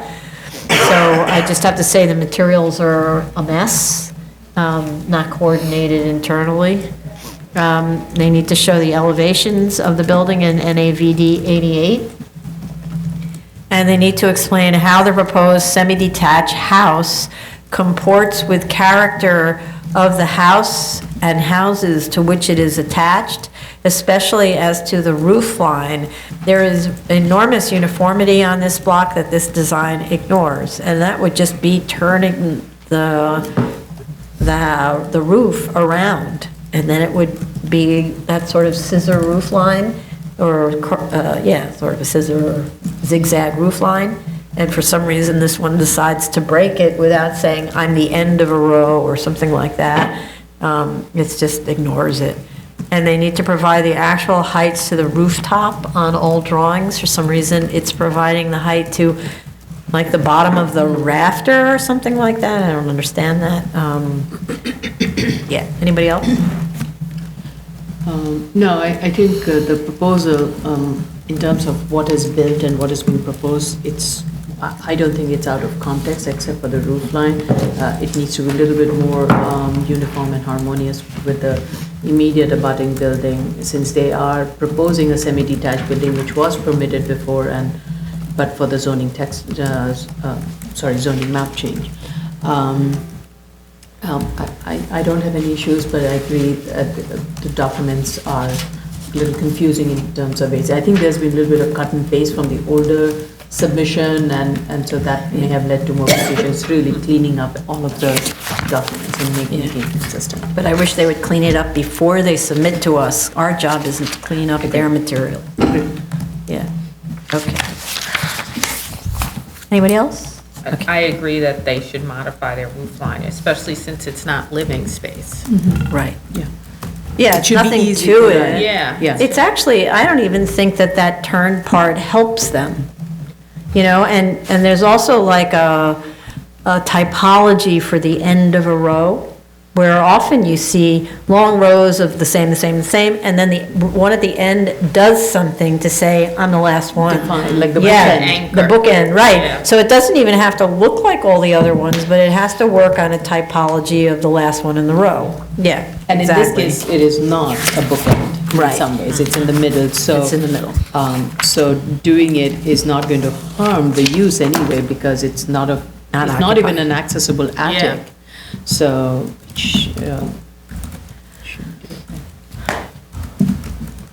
Yeah, okay. Again, I didn't see the location of the site on the FEMA map. I'm Oh. not sure if it's not there or it's not just clear, but I can see the location. So if they just can put it like a red circle around the location. Okay, I don't have anything further. okay. Item number 5, 2019-93 BZ, 3203 Bedford Avenue, Brooklyn. It's a variance for a house of worship. We have proof of service of initial application to officials. We need proof of notice of hearing. I didn't find that. think Community, what? Well, it may be there, but if you have it, show me. Yeah.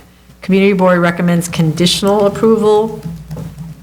The applicant will erect a fence. This is the conditional approval. Conditioned on the applicant will erect a fence on the property line upon request of the adjacent property owner. That's strange. The board requests that BSA and DOB pay special attention to fire and building safety codes as they pertain to capacity and egress, and I totally understand what they're talking about with that. So, but unless the owners have changed their approach to the project, this appears to be an application to legalize construction commenced without permits, that is enlarging an existing single-family house to be used as a synagogue. As with other applications of this type, where the original building was not designed to handle live loads of a public assembly building, I would like to see a report from an engineer that the building is currently constructed and as proposed to be enlarged can support the intended use and will meet all structural and fire code, design, and construction codes. The as-of-right plans don't reflect the existing conditions on the site, which include a 3-foot side yard and a 3.3-foot front yard, so you can't use as an as-of-right a tear down when the proposed is not a tear down unless it's a tear down. And I hope it's a tear down, because then I would feel better about the public assembly having all of these people standing on something designed to be a house. Proposed drawings incorrectly label front and rear yards in elevation. They need to fully dimension the proposed rear and side yards. The statement of facts is incorrect in describing requested waivers and height. They need to explain the circulation in the building. There are many entrances and staircases, which is the women's entrance, for example. How does the elevator access work with respect to separate entrances? In lieu of a double switching ramp on the exterior, why doesn't the elevator stop at grade? As far as I can tell, the elevator core has not been constructed yet, so that seems to be something that they're proposing to do, haven't done. I'd like to know what the need is for separate kitchens. There are 2 separate kitchens on different floors. Why is there a second coat room for the women's floor at the rear, away from the main stair and elevator? Why not have the second means of egress located in the side yard as an open stair, if that's allowed, I'm not sure if it's allowed, instead of at the rear, which is so close to the rear lot line? I think it would have less of an impact if it was on the side yard. They need to provide more information on heights of structures in adjacent rear yards and the distance of those structures from their respective rear lot lines. And one route of egress from the cellar shows the door swinging in the wrong direction. Also, at the first floor for the egress from the cellar to the lobby, I don't think that door is proper, as it will impede egress from the sanctuary. I'm surprised when I see this kind of thing. This is really Design 101. Why don't you know the doors have to swing in the direction of egress? Demonstrate compliance with the planting requirements for an R2, show landscaping and fencing, provide specifications for both, indicate exterior finish materials, there's to be no exterior insulation foam. The applicant has demonstrated that the project would qualify for the CPC special permit, allowing elimination of parking requirements for the house of worship. And those are my comments. Yeah, I have to say, I was also confused because the photos showed that there is some construction underway, but the application stated it's a new community facility building. So I took the statement of fact as the gospel. It's under construction. As opposed to new construction, because maybe they're going to tear it down. Who knows? I just used the statement of fact as the base, and therefore my questions are based on that. Okay. And that is, they did show that the cellar's footprint is going to be larger than the first floor. My question is, why can't the cellar footprint be bigger? That may even occupy the entire lot, and that can be used to maximize maybe the lot, that can become the main place of worship. And then the second floor can be the women's prayer room, and the upstairs can be the multifamily, and there you can have a smaller footprint kind of thing. And the reason I'm saying that, just 2 houses away from this side is another church that's located at the corner of Bedford Avenue, where this similar plan has been implemented, and they were able to reduce the floor area because of that, because the prayer area, the main sanctuary, was in the cellar, and then there was an opening that was cut on the first floor with the women's above, and that allowed for the reduction in the floor area, and the building was very much in keeping with the height. And if they are planning to have the proposed plan shows that the cellar footprint is much larger than the ground floor, maybe there's a way to accommodate that. And so that's a question I have. And I had similar comments on the... Where is that other, that's 2 It's buildings right away? at the corner, and it's a beautifully designed church, and we recently approved an expansion of it to its abutting interior lot. I remember. Yeah. It's at the corner of Bedford and Avenue K. And it is probably, would say, this is one of the most beautifully designed house of worship I've seen that has been brought before us. And we all agree with that. And it's a beautifully brick facade treatment, and the cellar and the main sanctuary is in the cellar. And you enter from the cellar, and I think there was, I don't know the exact detail, but this was approved last year. I believe the expansion was onto the interior lot, and they wanted to have an open space to the interior. We said, no, you cannot use the open space. It has to be fully closed window conditions. It cannot be doors. Yes, yes. Remember that? Okay, yeah. Okay. That one. So this is just, so if you are doing that, so why can't you look at that option? Yes, right, okay. And again, I assume this is a new construction based on the statement of fact. Right. Did I have another comment? Yeah, I think that was it. And provide a trash storage within. Oh, right.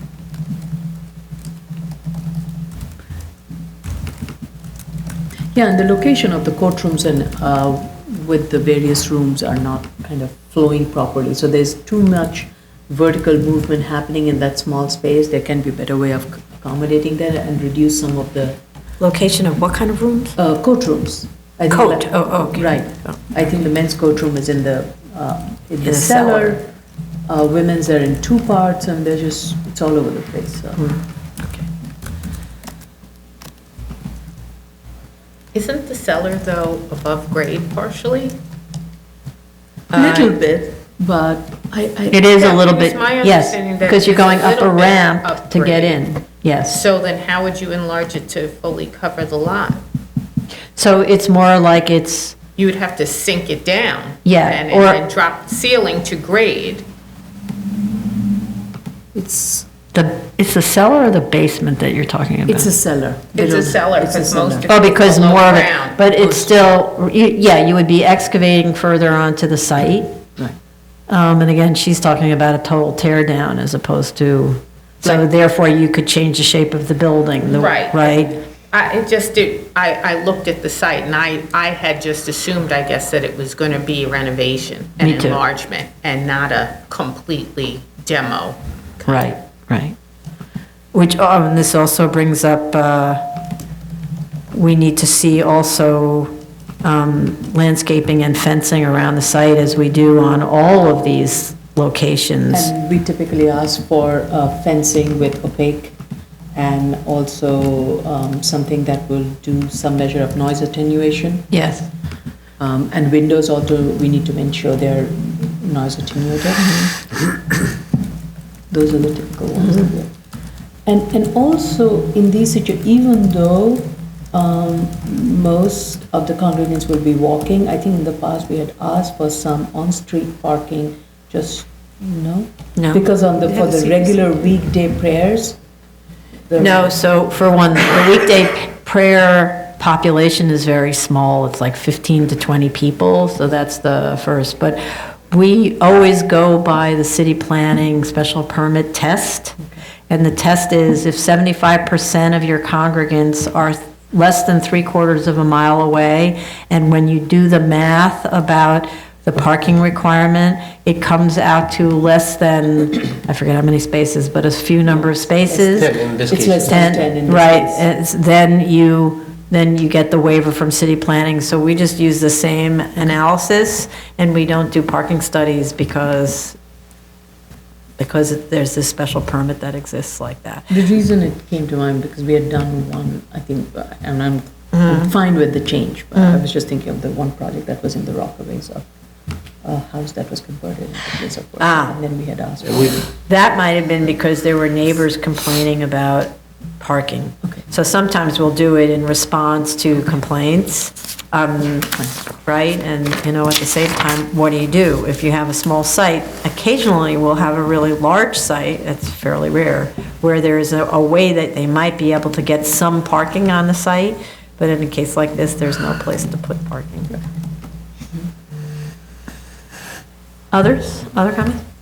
Yeah, regarding the report that the chair mentioned, the report from the engineer, it should be from a professional engineer certified in the city and I mean in the state. And I understand that the building is not there, probably it's not fully constructed yet. So that report should indicate in its conclusion that the new building will be structurally capable of handling the new loads and it comply with all the applicable structural fire codes. So it should be like covering all the aspects of the engineering aspects. The other point I want to talk about is the parking. I did go through the the zoning resolution section that was mentioned in the statement of facts, 2535. And I understand that it mentions 3 conditions that should be there in order for a parking waiver to be granted. The first one is the certification from the chairperson of the city planning that 75% or more of the congregants live within 3/4 of a mile from the proposed house of worship. The second thing is the required number of parking spaces based on the largest space occupancy Yes. is less than a given number, a tabulated number in section 2533. And when I take the largest occupancy, it's 228. If you take 1/10 of that, it's about 23. If you compare this to the tabulated number, which is 10, this condition is not satisfied. So I continued with the statement of facts, and I see that they are just considering the portion of the congregants that's outside of the 3/4 of a mile from the house of worship. And I'm not sure where this is coming from. What do you mean you're not sure where it's coming from? They know that, we don't want to know them, but they plot on a map where their congregation lives, and then some of them live outside the three quarters. No, I'm right? not talking about where where did they come up with the fact that 75% of the congregants are within 3/4 of a mile. I'm not saying that. Oh. I'm saying where this new rule about you just need to consider the portion of the congregants that's outside 3/4 of a mile. That zoning resolution doesn't say that. It says take the largest occupancy, divide this by 10, compare this to table 25, 35, or 33, or whatever. If the largest occupancy is 228, 1/10 of that is 23. The number in the table is 10. 23 is larger than 10.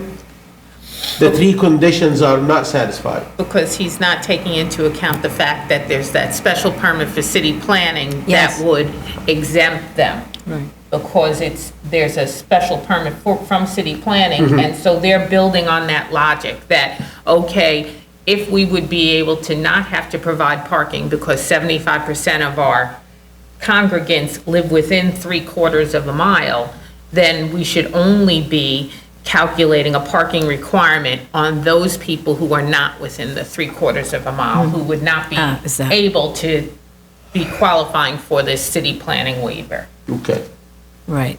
Sorry, I'm trying to find the special permit, but 2535. 25, oh, it's in 2535, it's not in city planning zone special permit no, thing? it's the, 2535? Yeah, 25, 35, yes. Oh, it's 30. But normally there would be. Waiver of locally oriented house of worship.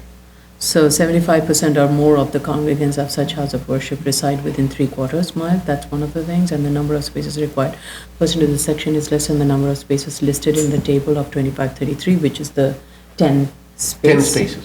And the such house of worship shall not include necessary use the leasing, licensing. Right, blah, right, blah, right. blah. So the But then number of there's the spaces- paragraph right after that that says, for the purposes of determining the number of spaces required. Whoops. The Yeah. product of the actual percentage of congregants living within the 3/4 miles radius of the house of worship computed for the purpose of paragraph A, which is the 75% one of the section, multiplied by the person rated capacity of the largest room of the assembly, shall be subtracted from the person's rated capacity of the largest room of assembly. That's what the you intent. require. That's what I'm missing. Yeah, Okay, thank so you. it's just the next paragraph after the- your 1, 2, 3s. And the applicant has provided a very clear analysis of that in the statement of Yes, fact. I saw, but I didn't. And they yeah, use this section. yeah. Okay, Thank you. good. All right, any other comments on this one? Okay. Good. I don't see this as a tear down. This concludes the public review session for November 18, 2019.